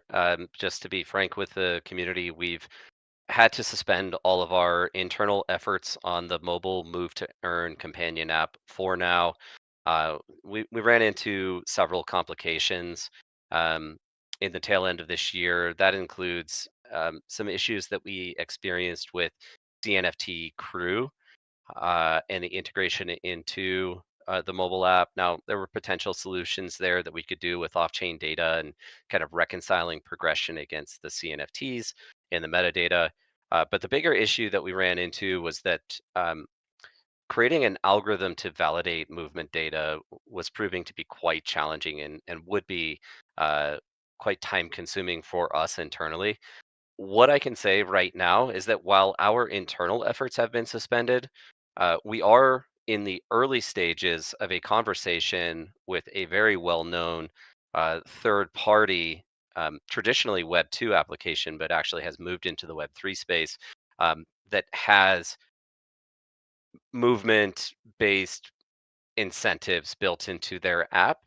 They've been working on this movement validation algorithm for about a decade now. And so while there's nothing I can definitively say today, and we don't know if how this is going to transpire, I'm excited about the prospects of working with this third party and having a direct integration into their existing app that could bring about significant exposure. I will say they have over 10 million accounts in their app, not daily active users, but accounts. So there's big potential here. I don't want to overpromise or overcommit on anything because we don't know how these conversations are going to go. But from my perspective, the priority with the mobile app is not necessarily to forfeit it, but actually to look for a partner such as the one that we're in conversation with and look for an easier path to implementation to deliver those move to earn character progression mechanics that we've talked about. Parte do aplicativo aí, ele falou que não é uma prioridade para agora e que eles estão em conversa com empresas terceirizadas para agilizar esse processo, mas não é uma coisa que eles vão focar agora. When will Never Alone end? We have good news on this. All rewards are about to be minted. We have the art finalized from almost all the rewards. I think we just have one missing. And how this is going to go is after we mint all that, we're going to distribute the Mission 3 memories. And we will enable trading for all memories. And then you will be able to claim whatever you want from Never Alone. As you know, there were different tiers that you will need to burn certain memories to get the rewards. You will be able to do that via Sage metacrafting. So we're aiming for an early 2025 on that. I'm pretty confident on that one. Early 2025 for closing it. I know some people are saying, aren't we missing Mission 4? We're going to cut it at Mission 3, but the rewards are still going to be the same. So don't worry about that. We also won't be doing the guild competition that we were going to have at the end. So as you guys know, like because of scope and because of everything that happened, we had to kind of deprioritize Never Alone, but now we're getting back at it. Now we're finding more time to dedicate to it. So we will be closing it and the rewards will be distributed and everything's going to be all right. You will not be alone, Never Alone. So yeah, I think that that covers it. Pedrito, just seeing a comment there in chat. We are going to adjust the parameters. I think you needed 3 out of 4 to be eligible. We'll probably adjust it to 2 out of 3. That's We'll correct. make this as fair as possible so that people can still get some level of rewards. This is one of those campaigns that was kicked off in 2022, I think it was, and With kind of big before team. us. Some of the challenges we encountered, and to your point, yes, a much larger team to manage at the time. So happy to be bringing this one to conclusion. There's some other exciting stuff coming from the community side uh, on a go forward basis, but this is also the reason why none of the memories were tradable as we sorted through the final mechanics here and how we were going to close this thing out. We didn't want people trading or speculating on those memories. So I think you said it, Santi, but once we get all of the details and information out there to the public, we will activate trading on memories. That's correct. Yeah, and if you miss one memory, once we activate trading, you will be able to buy that memory from the marketplace, from the secondary marketplace. So you will be right. So slight changes, but we're going to close it. Don't worry. I think that covers the updates on these 4 things. And one thing that we also wanted to touch on, and that I think the community is really interested on, is the marketing side of things. As you guys know, we Falar do recently hired marketing. Francesca as our head of marketing, and we have already been having external discussions. Like we had a brew about marketing, and Francesca tunes into every single brew anyways. But we think it would be great to cover here as well what are some of the marketing initiatives that we're going to have for the next year. So Fran, if you're in the audience and if you can raise your hand, there we go. Welcome to the stage. Hey, How are you everybody. doing? Good to have you Doing back great. on stage. Yeah, it's great seeing everyone and representing Tufa, of course, as always. Nice. Shout out to Gallia Nice. Merchants there. So, no, really, really excited to be here. And obviously, Esta aí é a diretora de marketing. this makes my job easier, right? I mean, working closely with the community team and with all the incredible work with what the team has created. I mean, I've just been, obviously, as you could see in the chat, very giddy throughout. And giggling through all the updates. So really, really excited. So in terms of marketing, I know you've heard a little bit of this on Discord, but we really want next year, to amplify and really drive the player experience, celebrate the player, look at the user journey, really start kind of focusing our priorities on making this a big opportunity. And so, some of those key priorities include onboarding. So we've talked a lot about onboarding and that topic and how it's very important for us to ensure that we're making this a very easy and accessible experience. So for us, it's about looking at, the website, for instance, and making sure that we really do a proper rehaul and to really start creating a cohesive experience on the website. So that's one of many huge triggers that we have to focus and unlock. This is going to help, of course, bring to life a lot of the updates when it comes to all of these incredible kind of racing, surge, all the things that you have seen, but we want to really bring that to life. So that means a cohesive experience. If you can imagine Star Atlas and Play Star Atlas kind of coming together, how do we create something incredibly accessible? How do we start building in also programs like we talked about, we'll talk about StarPath and some others like 3.0, like how do we start creating kind of that cohesive experience on the site. So that's a big, big focus. Email and CRM, there's a big power to leveraging these channels to be able to drive more of a welcome funnel, making it a much better and easy experience to drive retention. It really is about creating that type of, just kind of getting out of the way, right? Foi sobre onboarding, retenção. And how we can, really celebrate that through these channels and how we open it up.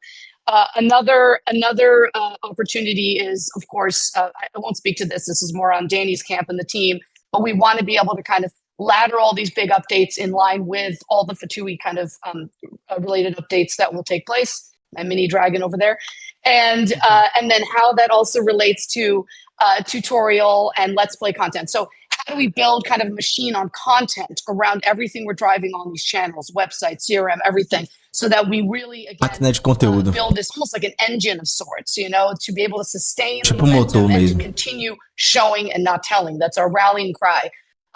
Continuamente contar a história, né? Está. Big focus for us will be the creator program. We want to make this so much easier, right? How do we De criador, vamos ver como é que vai ser. that is active, almost like live service style. So every time there's an update, we're continuing to refresh that. That not only makes it easier for us to deliver on the content, and that's not just cinematic type of content. I'm talking gameplay, heavy content, but also to give the power and the tools to our creators out there. So when it comes to streamers, creators, we really want to be able to celebrate and let you celebrate, right? And work together on that.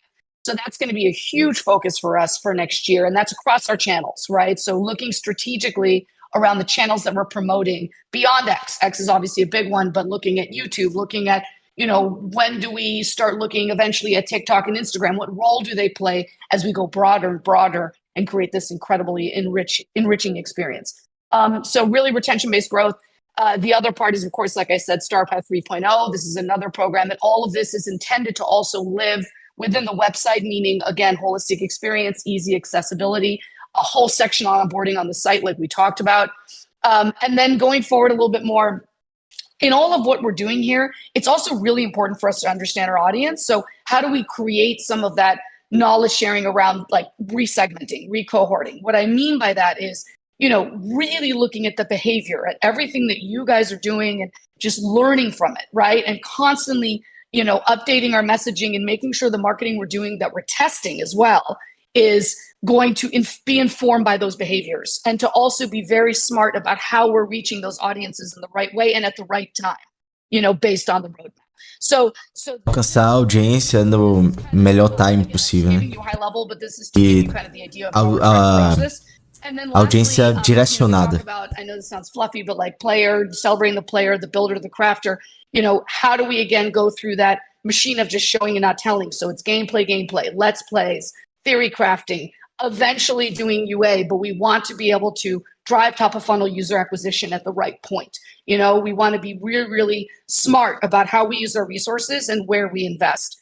Another part that I do want to call out really quick is the notion of accessibility and ownership. We really want to celebrate our market, our marketplace, our community. And one aspect of doing that is to really start changing the narrative around how what we are doing is actually there to drive an impact in the world.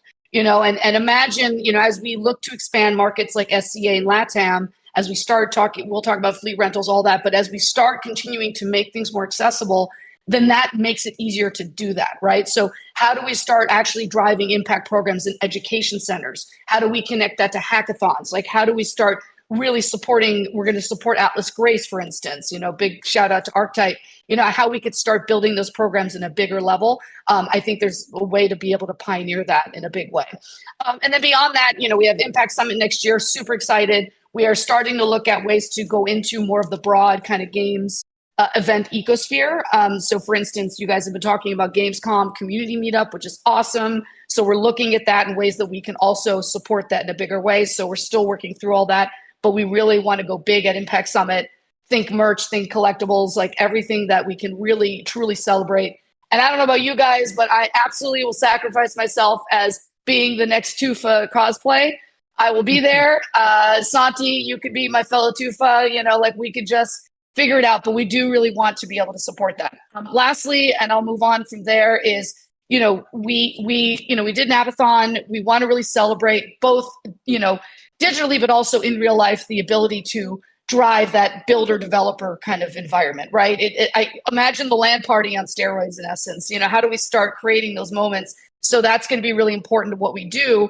And in so doing that, also building a partnership approach to, leveraging the Solana ecosphere. What can we do with our fellow gaming partners? Like, how do we really start expanding that? Now, we can't do everything, obviously, so we have to focus. And that's why... Estou também em expandir, né, os negócios para outras empresas que estão, outros projetos, no caso, que estão subindo na Solana. Então tem vários projetos legais na Solana que dá para o Star Atlas estar, né, nesses projetos. To be able to celebrate those product roadmap updates at the right order. So nice. That's my spiel. That's good. Sip of water. A cozinha bonita essa aí, mas eu acho que é papel de parede. Sorry about that. I know I went on fire hosing mode, and maybe I blame my coffee. You're good. Great Um, presentation there, Francesca. And I just wanted to say how grateful we are to have you on the team as well. You joined us back in August. You've drank from the proverbial fire hose of information, not only across the team but across Web3. You've done an amazing job, and I look forward to the things that you have lined up for us going into 2025. Awesome. Awesome. So happy to be here. Yeah. And now moving on from marketing, but super related to marketing, we want to cover a little bit, very briefly, what the plans for community are as well. So from our end, how are we going to continue to have the community that we do have already? How do we continue with the retention that we have? How do we expand? Como vamos continuar com a retenção? Como vamos expandir? 2025, we'll have a big focus on international communities and also key contributors. Those are going to be two of our biggest focus for next years. Besides doing everything that we're already doing, like the support, shout out to Darwin. If you ever had an issue with support, if you ever created a ticket, you know what I'm talking about. Darwin is there 24/7 helping everyone. So shout out to Darwin. It's amazing the job he's doing. So we're going to focus on international communities. We want to find ambassadors in key regions, like we did already, and we're doing in the Philippines and Thailand. And even looking for a collaboration with the DAO, maybe, to do so. Working together with the community. It's all from the ground up. So we want to participate in events, real-life events to foster community building, and also digital events like the Brews. So if you didn't know, we already have Atlas Brews in English, Spanish, Tagalog, Italian, French, Portuguese, and German. And we're just getting started. The way we're taking this approach is basically to go fully organic from the ground up and expand from there. We want to find people who are excited as we are about their vision, who know everything about Star Atlas, and work together, work close with them, and expand from there. And that's how we see the international expansion side of things. Then we're going to have a big focus on ecosystem. So you guys know it's a big vision, and that the Star Atlas vision is impossible to be built without developing a decentralized ecosystem. So that means that what we're going to do next year is doubling down on what we already have when it comes to community. We want to have closer ties to key contributors. We want to be close to content creators. We want to be close to community leaders. We want to be close to guilds. And also, super important, we want to be close to builders. We want to be very close to builders. And if you have been building stuff on top of Star Atlas, you already know that we are building those communication channels with you. And if you don't, let us know, and we'll work through that. So another thing that we want to do is we want to hire an extra position probably next year to focus 100% on meeting these key contributors' needs, on developing the ecosystem. So we would love to get an ecosystem manager position for next year, and definitely looking to get that from the community. So we'll keep you posted. We don't know when that's going to be happening, but if you're interested in joining the Star Atlas team, it's a position that we definitely want to get from the community. Moving on from that, and just to close this, I don't want to keep yapping. We also want the community to be involved early in the process. As we pointed out in UE5, in the UE5 part, testers have been involved since a couple weeks ago in helping polish the UE5 build. And we want to keep doing that. We want to double down on that. So if you're active in the community, you have chances to participate on things like this, and also getting you involved in building programs early on, like we did with Starpath B3. And last but not least, we want to keep it rewarding to be part of the community. We want to reward the activity. So as we said, we will be closing Never Alone, but at the same time, we'll be launching a new thing next year. I don't want to get too much into details yet. Vão lançar alguma coisa no lugar do Never Alone. What I can tell you Alone. guys is that me and Dominic Bain and the community team are constantly looking at ways of rewarding activity, rewarding the OGs that are active with us every day, joining the events. So we may close Never Alone, but that doesn't mean that you won't be able to get access to exclusive stuff for being active in the community. So I think that quickly covers how our strategy is going to look like for 2025, and it's going to be a huge year, doubling down on community, more product coming. I can only think about good stuff from here. So Well said, Santi. Big shout out to our global communities. I missed this when I was speaking earlier about my travels, but made a stop in Istanbul for Solana Crossroads this year as well. And I do want to commend the community out there, completely diehard, hardcore Star Atlas fans. Shout out to Lumina on the path to recovery. I'm not sure if he's listening in today, shout out but to Lumina. hope he's doing well. I think some congratulations is in order for you as well, Santi. Some people have picked this up on your LinkedIn, but getting accepted to the Harvard Online program for a particular business certificate. So good job getting accepted. That's noteworthy. And also a promotion in title from Director of Community to Director of Community and Ecosystem. That's big news. I think it's worth putting out there.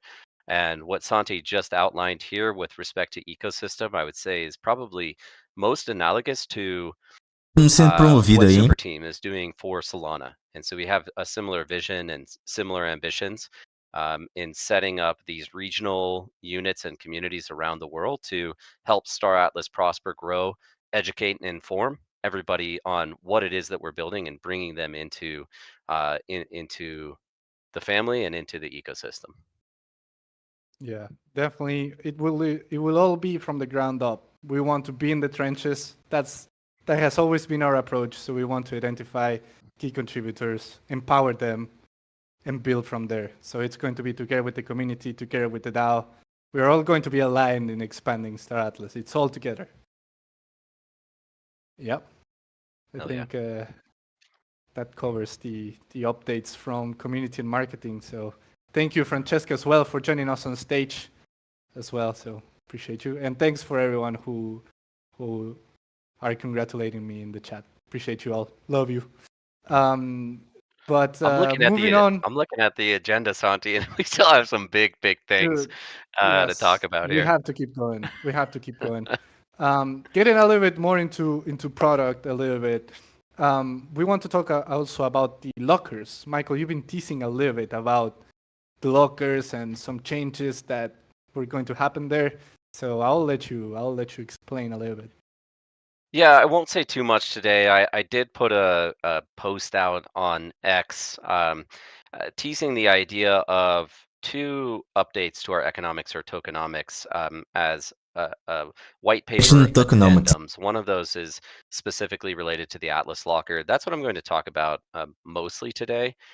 There's another paper that centers around the future of Star Atlas network connectivity and kind of ties into Polis. I won't be talking about that one too much today, but let me just focus for now on the Atlas lockers.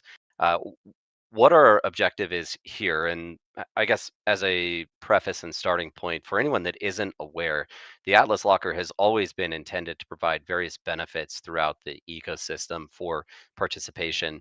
Those benefits right now consist of earning Polis for your locked Atlas balance. You earn that on a proportional share relative to your Atlas compared to the total Atlas in the locker. So you're earning Polis.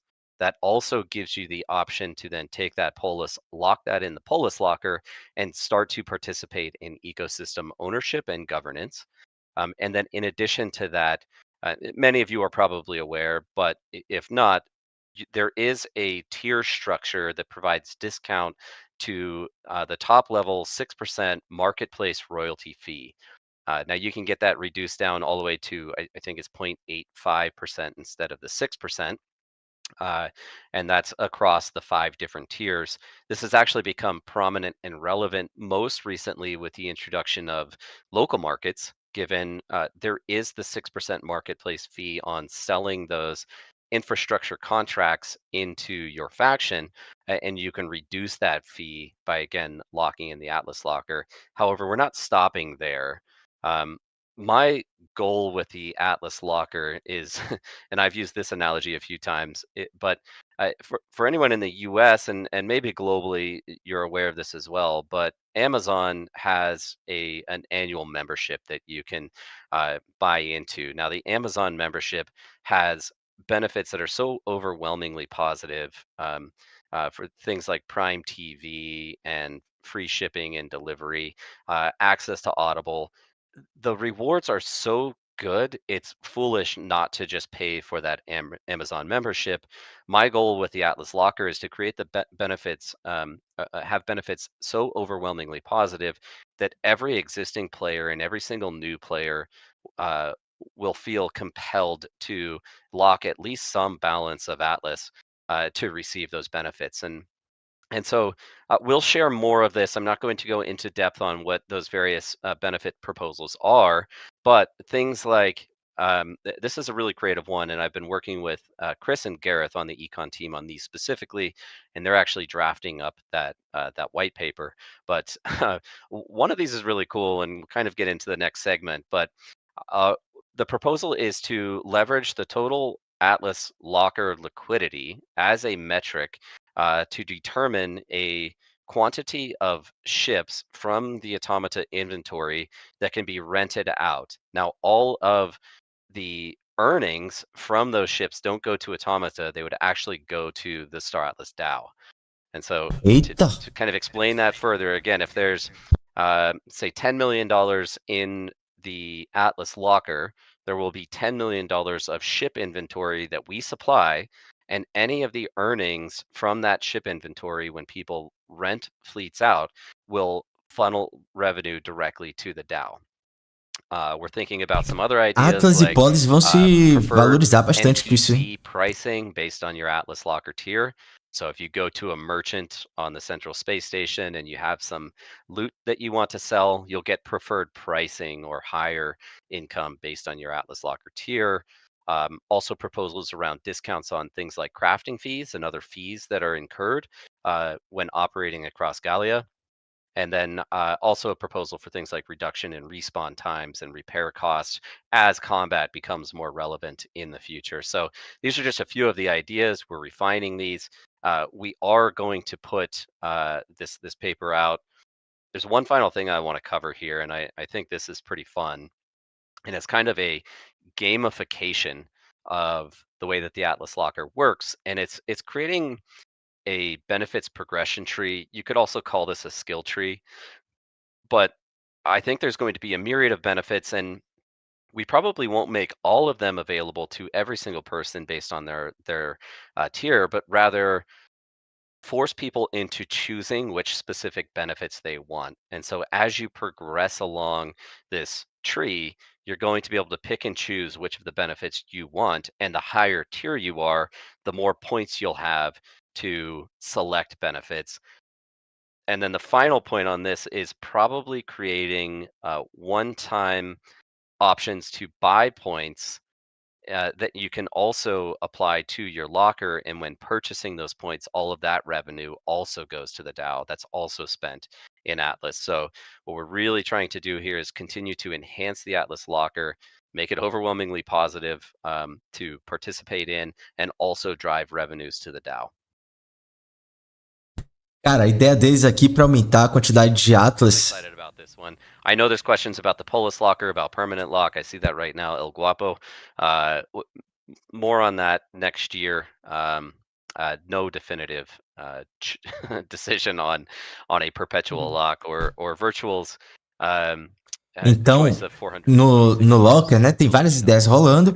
Uma delas é você ter a oportunidade de fazer o Locker de Atlas e, à medida com que esse Locker for aumentando, o Star Atlas vai ter esse financeiro para ceder umas naves e alugar elas, e a renda dessas naves vão direto para DAO. Ou seja, mais Locker de Atlas, né, para a galera conseguir mais naves para alugar. E nesse aluguel, a rentabilidade vai para Polis, que é quem detém, né, o cofre da DAO. Legal, né? That's right. You know what I'm recalling now? We actually misspoke. I misspoke on the Atlas Locker liquidity for ship rentals. The idea is not to drive that revenue to the DAO. The idea is actually to deliver that revenue back to the Atlas Lockers. Ah, this então at não é all. pra DAO. I É don't. pro Atlas You Locker. said what are the benefits for the Atlas lockers? There were a bunch there Ah, tá. that I just outlined, and Aí many não é perks tão maneiro pra in the quem white tem paper. policy. Yeah. Nice, nice. All right, we're almost at 2 hours, Michael. Almost at 2 hours. We have a couple things to go through as well. So Yes. we have to And we- keep moving. I think. Yeah. É tipo uma skill tree que vai ter a gamificação lá do Locker de Atlas, que você vai aumentando aí a sua recompensa à medida que você vai colocando mais Atlas ali. Então você pode ter, por exemplo, descanso de taxa ou outras coisas como Rental is a big one. A lot of people care about it. A lot of people are o renting aluguel, né, das ships naves. for rent or to rent ships out. So, what can we say about it? Yeah, well, a Acho couple of também things sobre o here. I aluguel. think we've teased this as well, but we've been working on a collaboration between multiple parties for maybe half a year now, actually. And this includes Forged from GG Collective. Shout out to Virtual for making that connection to me, by the way, to Nate. I don't know if I doxed him there, but Forged, and also working with some guys from the Shadow Loyal team. That includes Groove and Anthony. RA is what they go by on Discord, and so collectively putting together a fleet rental system that will live on Portal. So that's play.staratlas.com. You'll have the option to go in and rent these ships out. Now, I'm really excited about this for a couple of reasons. First of all, it does provide optionality for players of all size and all monetary means to have a lower barrier of entry to get into the game and to start playing. Now, I want to be clear, this is not a scholarship system. There is a cost to rent ships, but it will be orders of magnitude lower, is my estimation. It's going to be a free market, so I don't know for sure, but orders of magnitude cheaper to rent a ship for use than it would be to have the full amount necessary to purchase the ship up front. Now you can see that being valuable to emerging market demographics, low income demographics. It's also great for existing players who just want to scale out their fleets and be able to produce more in Sage and future iterations of the economy in Unreal Engine, including Fleet Command. On the flip side, I also see this as a big opportunity for um, uh, more of the investor mentality market segments out there that are interested in crypto that are looking for more of a passive income stream and way to participate in Star Atlas. These are people that maybe will not purchase ships to play the game, but they'll purchase these assets because they see them as capital assets that produce revenue for them. I've often described this as being analogous to real estate, rental real estate. If you purchase a home and you rent that out to somebody, you have cash flows as a result of that. And so I think there's going to be interest and demand Vai in ter the ship market DeFizinho, hein, as a no result of this status. fleet rental system that we're rolling out. Net, I think this is really positive for the entire ecosystem. There were some questions that you had for me, Santi, about the way that these things are going to work. And Yeah. given we are going on 2 hours now, I'll probably be very quick here, and we can always I answer think more. we have a little video as well. If Dominic Bain can come on stage and share it really quick. We have a little video on how things work, but I think we should get a little bit on functionality. Like how does it work exactly, Michael, while we play the video? Yeah, so let me repeat that comment that this is not a scholarship system, which means you do not have free access to ships. There is a cost up front that will be required as a deposit. And just going to give you say that the rental cost is $10 per week. Now, there's going to be a number of parameters that people can configure, and we're taking a current look at the dashboard. And so let's just, we are used as an example here, $10 a day. Let's say it's $10 per week. You will be responsible for putting the $10 deposit up, which is in the form of Atlas, by the way. The entire market is denominated in Atlas, not USDC. So you'll put your $10 up on deposit. There's probably a requirement to put a deposit down for any resources that are available on that fleet as well. much like a rental car would work, you can't return a car with an empty tank of gas and not have to pay for that. And so if the fleet comes supplied with fuel and ammunition and any other resources for you to be able to operate, you will have to put a deposit down on those resources as well. Now, Aquilo ali de $10 there o dia é are o quê? minimum rental lengths, and then there's the maximum duration of the rental. Between the minimum and the maximum, you as the renter have the option to cancel your rental at any time, and any unused deposit would come back to you. And when I said it's order of magnitudes cheaper, again, just using very simple math, renting a fleet for $10 a week, well, that fleet might cost, it might be $1,000 fleet. It might be more than Ah, that. o But we valor have to, this do is free aluguel, né? market, so we have to see where prices settle on everything. But the idea is that you're going to be able to get access to Star Atlas, start participating in the economy, start earning profits, and then use those profits, presumably, to start to build out your own fleet over time and progress along that zero to hero curve. So super Cara, excited fuder about this demais, one. né? There's also a question about crew. Agora o It's cara que pegar emprestado there's essas naves probably a aí, o technology cara tem constraint que here that representar, does senão require that the crew is supplied, given you can't form a fleet without having crew on board. There's some technical details that we'll sort through, but I wanted to give you just foundational information about how the system's going to work, and I can tell you that this is coming online very, very soon. That's great. That's great. que legal, hein? A interface tá And I top saw também. the question Michael saying, are all fleets going to cost $10? No, that was placeholder. Sim. Purely placeholder. I actually thought it was too high, but we left it in there. And I see Groove responded here. Completely free market. So whoever owns the assets, I would point out, first of all, they need to configure the fleet.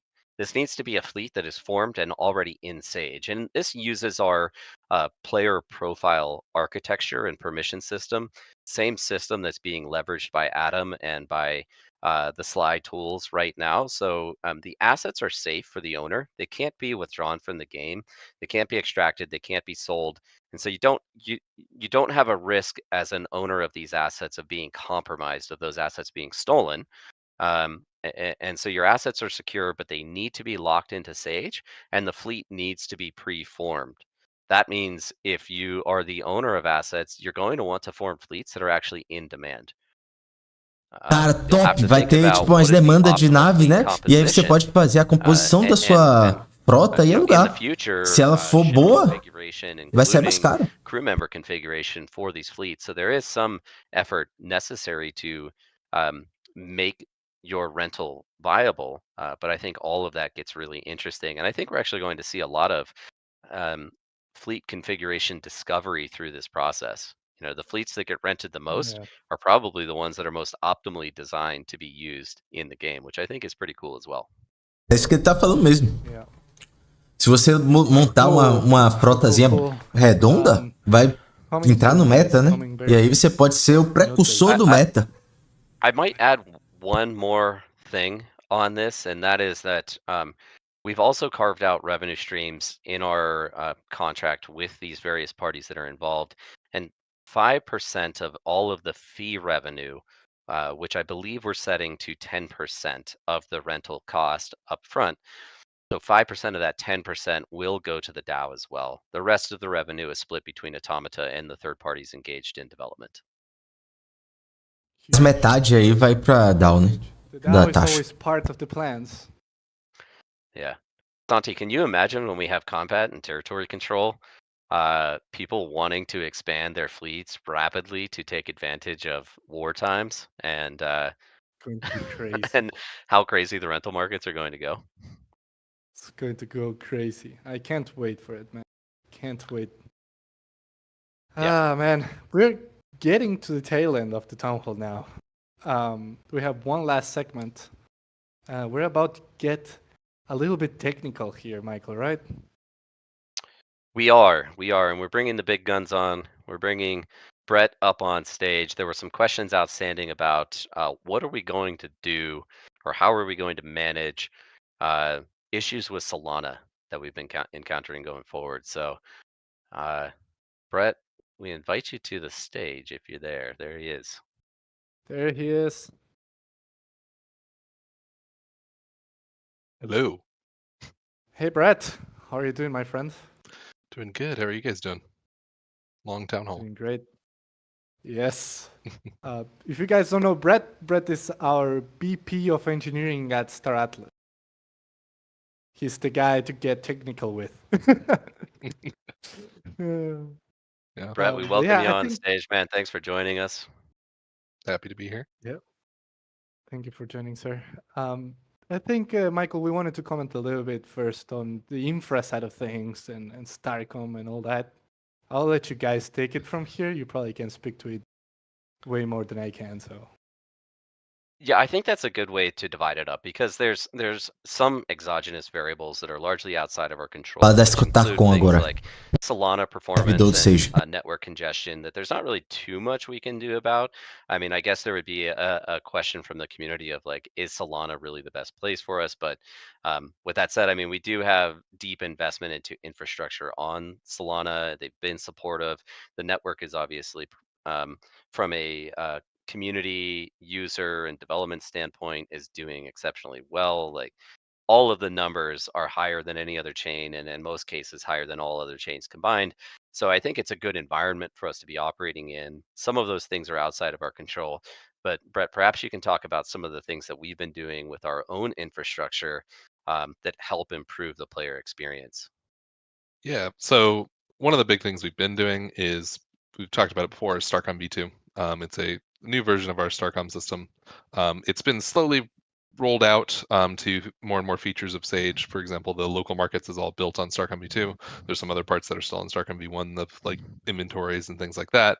So we're going to be focusing on rolling that out to everything else. It's performed quite well on its own. We had a few hitches in the beginning with unreliable data. We fixed those, and now Starcom V2 is kind of all the issues we're really seeing are from Starcom V1, so we're trying to get rid of that and replace it everywhere.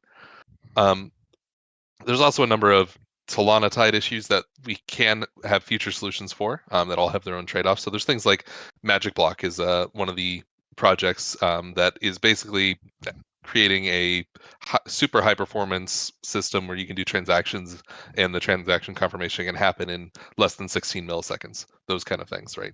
Where we can actually use that in like real-time combat, cool stuff like that. Getting into solving more issues is like reducing the total number of transactions. So really the three areas that are pain points are transaction fees, rent, and then transaction land rate. That's how often when you click a button, how often it actually executes. Solana recently has been having a lot of trouble with that. So reducing the total number of transactions reduces that the fees and the rent down a bit, less the rent, but mostly the fees. The land rate really comes from we're using very high compute transactions. Most transactions on Solana are not as high compute as we are. We're already kind of packing the transactions as much as we can to get the fees down, but also like it's much easier to put one through than it is to put 20 through. So we pack those down. So there's more ways we can optimize those transactions that we're working on, and there's a bunch of small ways that we can do that and upgrade over time. So. And Brett, you mentioned the rent costs on token accounts, and I think important to clarify here. Some of our community may be aware of this already, but the rent costs are 400 times higher than a standard transaction. Instead of 5,000 lamp ports, it's 2 million or something like that, I think. Yeah. But the reality is that rent is not a hard or permanent cost. It is a temporary cost to have a token account open. Mm-hmm. Yeah, it's effectively a deposit you have to put down to store data on Solana. And then when you don't need that data anymore, you can get that money back, right? So there is a upstart cost that you have to pay that's like, hey, I need to have a fleet available, right? So for every fleet, I have to have some amount of rent out. But when you disband that fleet, you get all that rent back. Or same thing with token accounts, cargo pods, all the other accounts in Sage. That's right. It is, and the reason I point this out is not because it's not relevant. Players do still feel this. However, I do feel that there's some confusion when you see a 0.002005 fee or whatever the case may be on the underlying transaction fee. The vast majority of that, the 002 portion of that, is actually just the deposit on the token account to pay for the rent, which is recoverable when that token account is closed.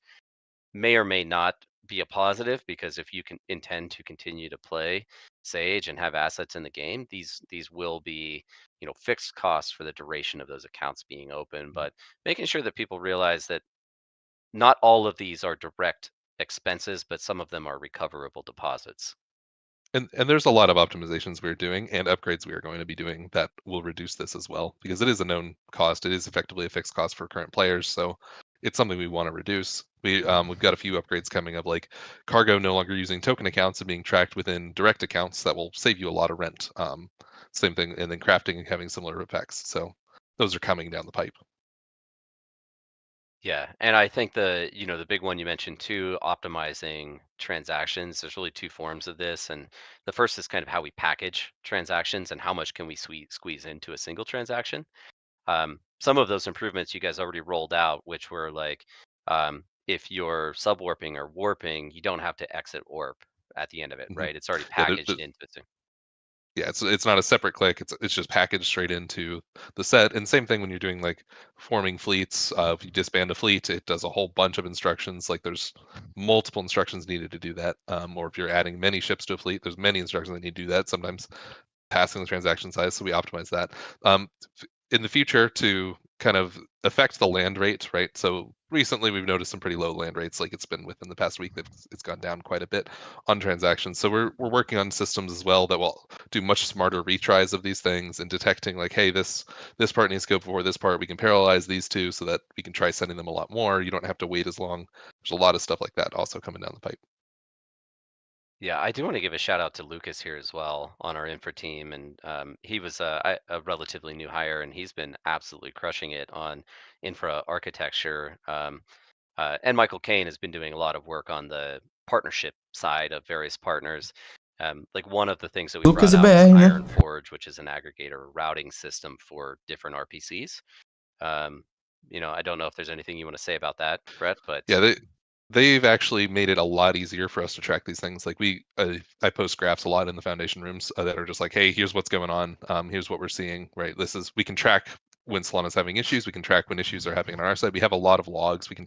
We track all the things that happen on our RPCs, and it also allows us to give the community the free RPC we've been providing for the community developers that is used in things like Sly and Atom and other tools and other products that people are working on, and we can have all of those in our tracking data set and see, oh, there's a spike here of usage for some reason. We can chase that down. Oh, there's a bug here. We can fix that. It's much easier for Tem us to nomes track novos and aqui, allows tá us to vendo? rotate these Esse keys in cara não much better tava firewall. So it's not like há muito there's tempo some atrás, não. guy that is doing like 10 radium attempts per second to try to do AMM transactions on our endpoint, and they're all being blocked and not hitting our RPC and causing everybody else to struggle. Right?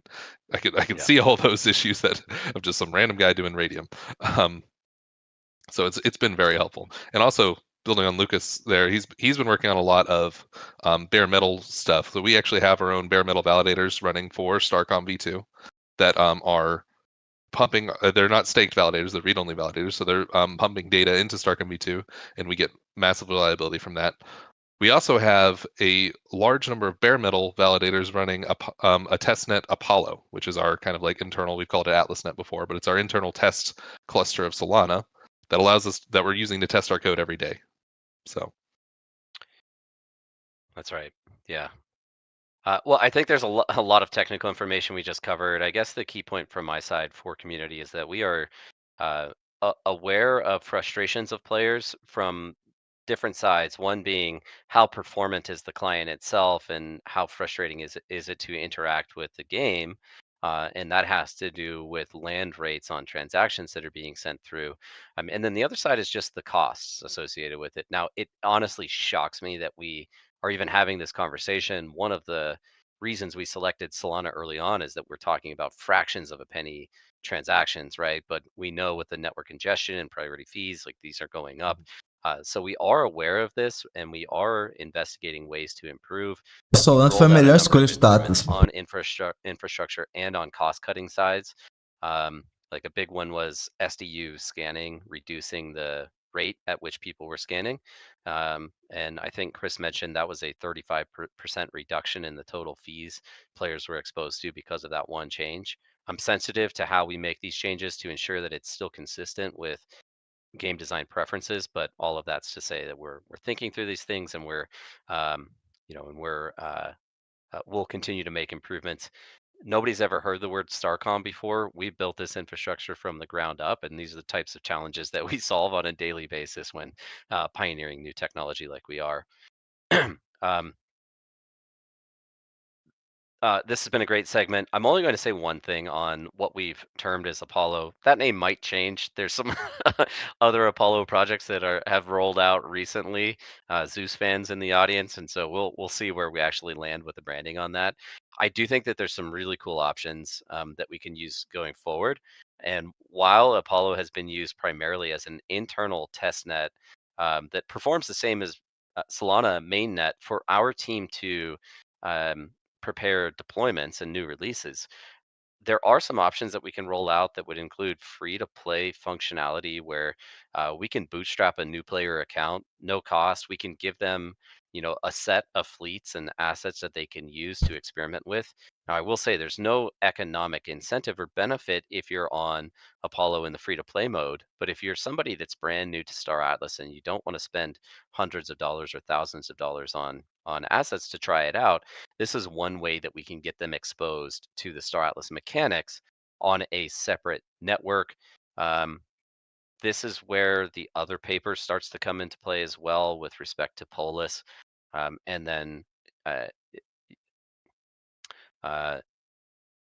don't want to go so far as to say this could be a dedicated L1 for Star Atlas, but it's not completely off the table.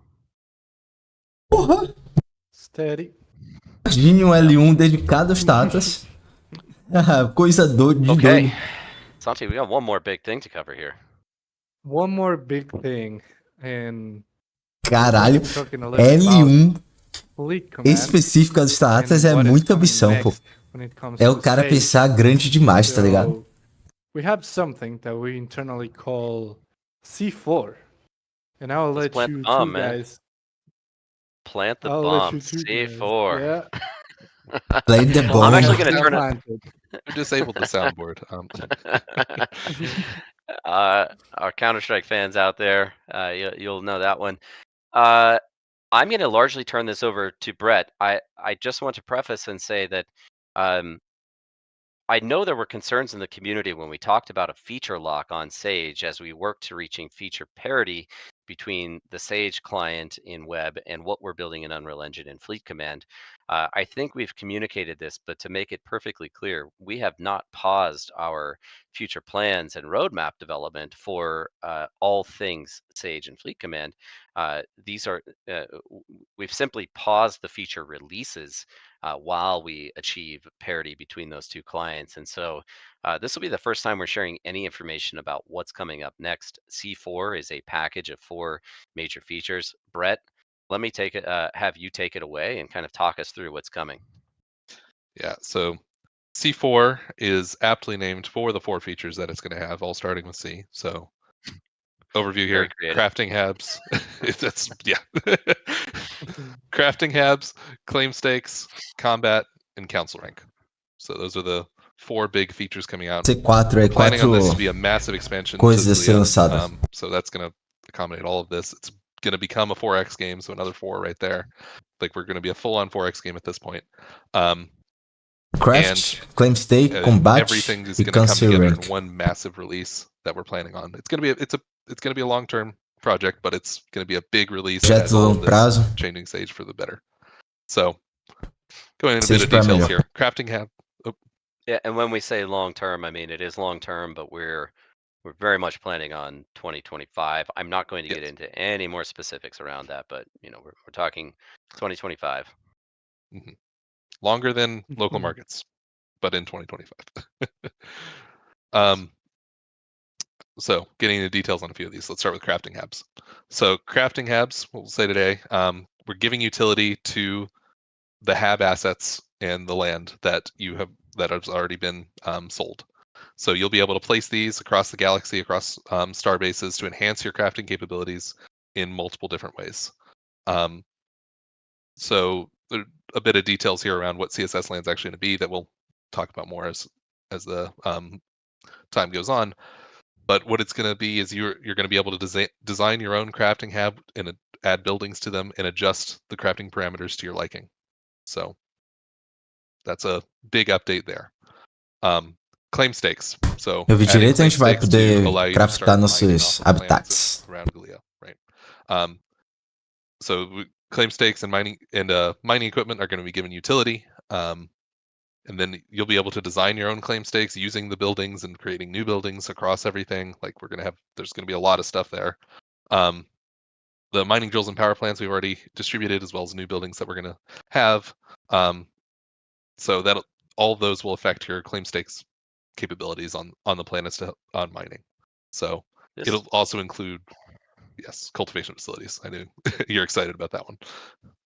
I am excited about cultivation facilities. So anyone out there from the Toke side, this is when we start to implement that feature. But what I was going to say generally is that just this claim stake feature itself is absolutely massive. Like, I've seen the complexity. The team built a prototype, very kind of development version of a prototype that Danny's already been working in and building out all of the parameters around. And the level of depth that you can get into in customizing your claim stake is just absolutely incredible. It actually makes me nervous. I have a bunch of claim stakes, and I'm just thinking, like, man, it's going to take me a while to configure all of these things and place them around the galaxy. Same building system for crafting cabs as well. So just another thing there. Combat, next big C. So this is something that everybody's been asking for. So what we'll say now is that it's going to be atomic on-chain actions. What that means is it's all processed within one transaction. So both sides will fight in a single transaction, and then we'll have the results out. You'll get damaged or destroyed based on the resulting health and stats. You'll be able to both destroy enemy fleets and conquer territories within contested regions. So that's as far as we'll go today, but it's coming. Territory control is here. Nice. Yeah, faction conflict becoming a reality. And then rounding all that out, council rank. So council rank is really just the major progression system across everything. This is one of the things the game designers have been wanting forever, is progression across everything and kind of slow introduction of gameplay features as well. Basically what this means, time to pre-level your account's running out, right? Once this is out, we're in real leveling. Everybody's trying to level up here. So you'll be able to use XP to upgrade things like fleet size, concurrent fleets, unlock new buildings on your claim stakes and crafting habs, unlock ship configurations, and a ton of other stuff that will be revealed over time.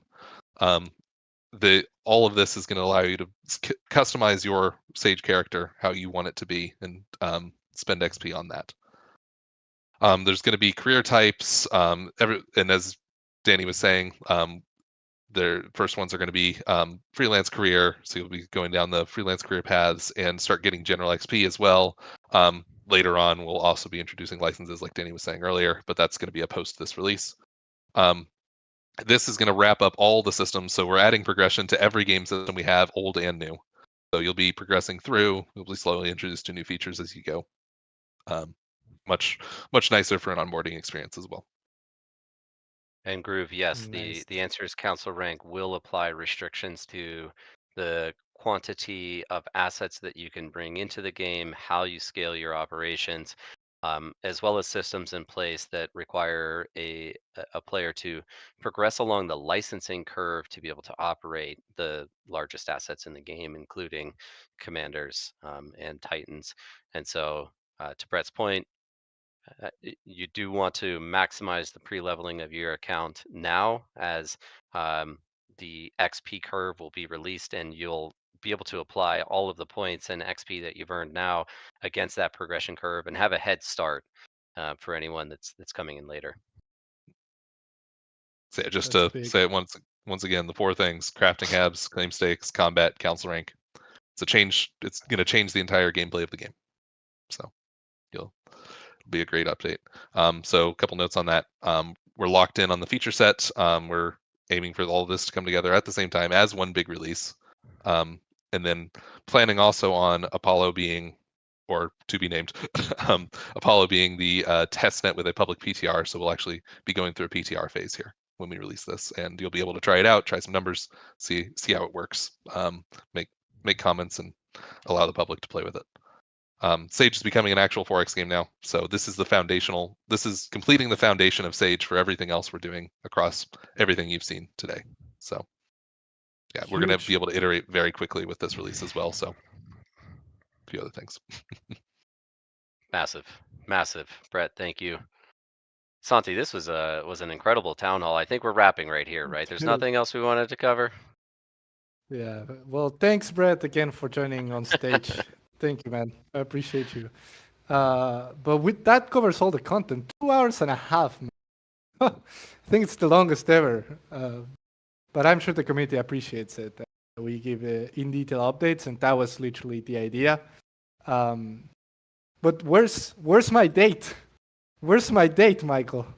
Oh, I almost forgot, Wayne. man. We got to get Chip back up here. Did he? He might have checked out for the day. Oh no, he's here. I'm still here.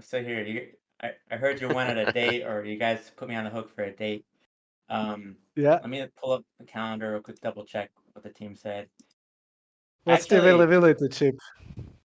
It's out now. It's live. Out now. Whoa. Go Yeah. update your Epic Game Store. It's out. Everything we showed today. Have at it, guys. When's the first tournament? Let's go. What you saw today, guys, at the first part of the Atualizar lá e já foi. It's literally live right now, so you can update your UI5 build and get in. So, Mic drop Chip. moment. Biggest mic drop moment. Yep. Já tá online, viu, rapaziada? Quem quiser jogar aí, as coisas que foram filmadas aí, tá tudo online. Não, obviamente, por o 6, né? Como é o nome? O 6 na Unreal Engine 5. Esses não, mas atualizando, ó. Atualiza do seu status aí, boom. Perhaps our biggest town hall ever. I think, no, just incredible job by the team across the board, every department, everyone here participating, absolutely crushing this year, going out with a bang, with a major release and update to our MMO Unreal Engine client, and a lot of great stuff coming in 2025. I'm psyched. Thank you to everyone. Thanks to the community. Thank you guys for listening in. Thanks for sticking with us. Not only for this town hall, but over the years, continuously supporting. I'm super psyched. Yeah, 2025 is going to be an amazing year. It's going to be great. Thanks, everyone. I appreciate you joining. If you are on Discord or on X, thank you so much for joining. And yeah, as Chip said, let's see some footage in UE5. I'll be racing in there. So see you in the build. Let's do it. Please, guys, share that content too. If you're playing, just share that content on socials. It helps a lot. Yeah. So, top, hein? Já vai dar pra jogar aquilo ali.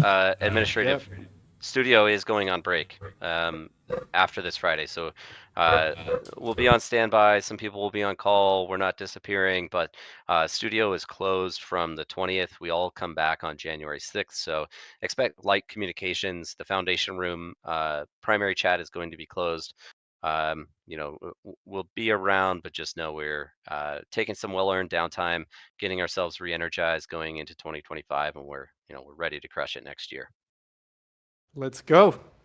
Thanks, everyone. We'll see you this week and next year. Merry Christmas and Happy New Year to everyone. Thank you so much for joining. Bye-bye. Thank you, everyone. Thank you. Thanks. É isso, rapaziada. Então, várias novidades aí pra rolar, né, durante o ano de 2025. E tudo que teve ali do cara andando com a nave, o shooter, tudo aparentemente está online, tá? Então, só atualizar a sua Epic Games e jogar, certo? Testar, é claro, porque ali é para testar mesmo, tá? Não tem nenhuma mecânica financeira, por exemplo, na Unreal Engine 5 nesse momento. Mas vocês viram qual é o plano, né? Para onde é que eles estão indo. E eu estou indo para lá também, porque me parece muito interessante. Tá? Então, vem aqui em atualizar. Tá vendo? Deixa eu ver se aqui. Ah, tá atualizando já. Ó, o Iluvio aqui também embaixo. Está atualizando. E aí, eu posso até fazer uma live, inclusive, reagindo a essas novas gameplays aí que a gente viu. E que vai ficar interessantíssimo, né? A gente jogar isso aí. Não sei se meu PC tá aguentando, porque ele tá... Porra! E aí? E essa promoçãozinha aqui do Harry Potter, eu acho que eu vou pegar. R$62? Foi isso mesmo que eu vi? Porra! Eu acho que eu vou pegar esse aqui, tá? Jogar aí também. Certo? Com o meu cartãozinho. Se você não sabe o que eu tô falando, veja lá o meu vídeo sobre o cartão para você gastar em cripto, tá? Gastar em real usando cripto, o que ajuda bastante. Tem um carrinho aqui, tá? Visualizar carrinho. É isso. Mas enquanto meu status está em 1%, né?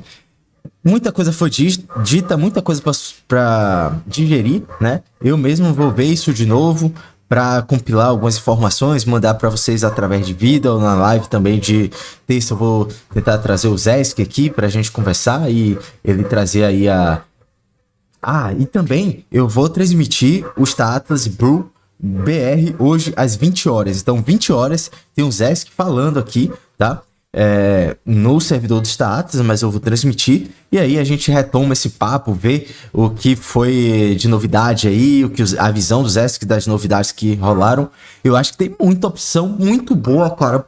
O próprio Status é um projeto que tem várias tecnologias dentro do Status, né? Tem IA, tem ZKVM, tem o que mais? Narrativa do próprio NFT Games, vai entrar um pouquinho de DeFi, empréstimo.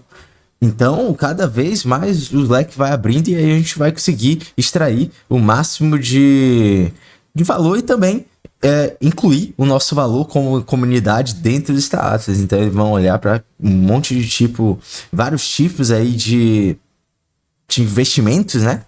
Agregados, paralelos aos status. Então, acho que vai ficar bem legal aí, tá?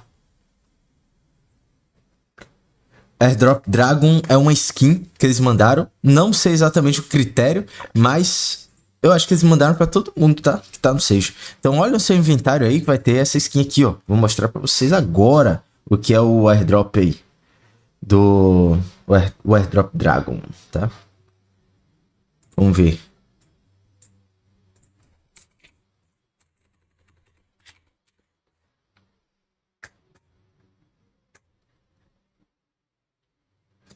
Aqui, eu fui pro inventário. Vamos ver a descrição aqui. Vocês não estão vendo? Só um segundo. Então, Ctrl F5 aqui. Não foi.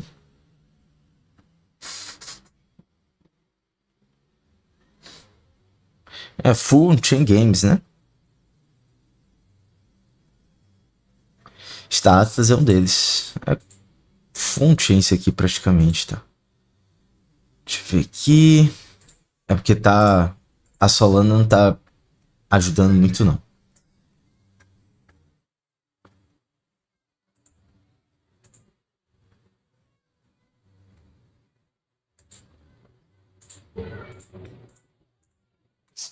Enfim. Vou desconectar e conectar aqui de novo pra ver.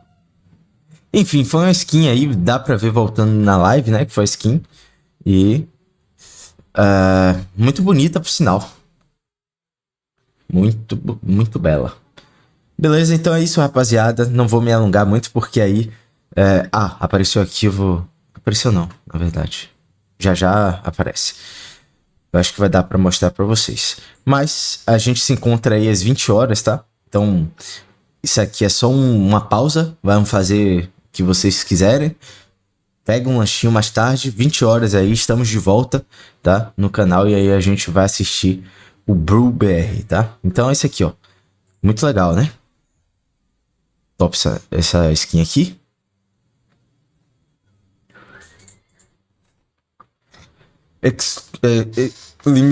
Como é?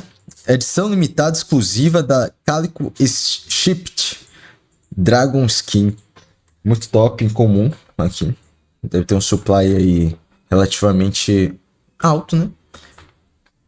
Mas muito bonita. E essa Calico Shipped é legal, é muito boa. Uma bela nave. E aí a gente tem ela aqui. A skin, né?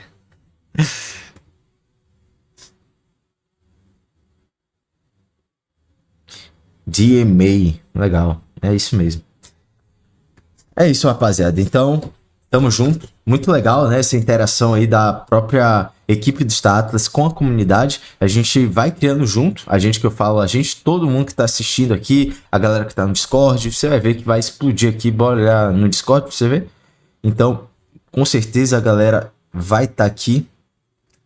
Ó, o Zesk já tá posto, mas o interessante é você ver, vai no Discord do Status, ver que uma galera vai estar discutindo aí o lançamento e tal, mas isso aí é para mais tarde, tá? Então 20 horas aí, beleza? Vamos estar reunidos de novo. Um abraço, te encontro daqui a pouco. Valeu, falou e tchau.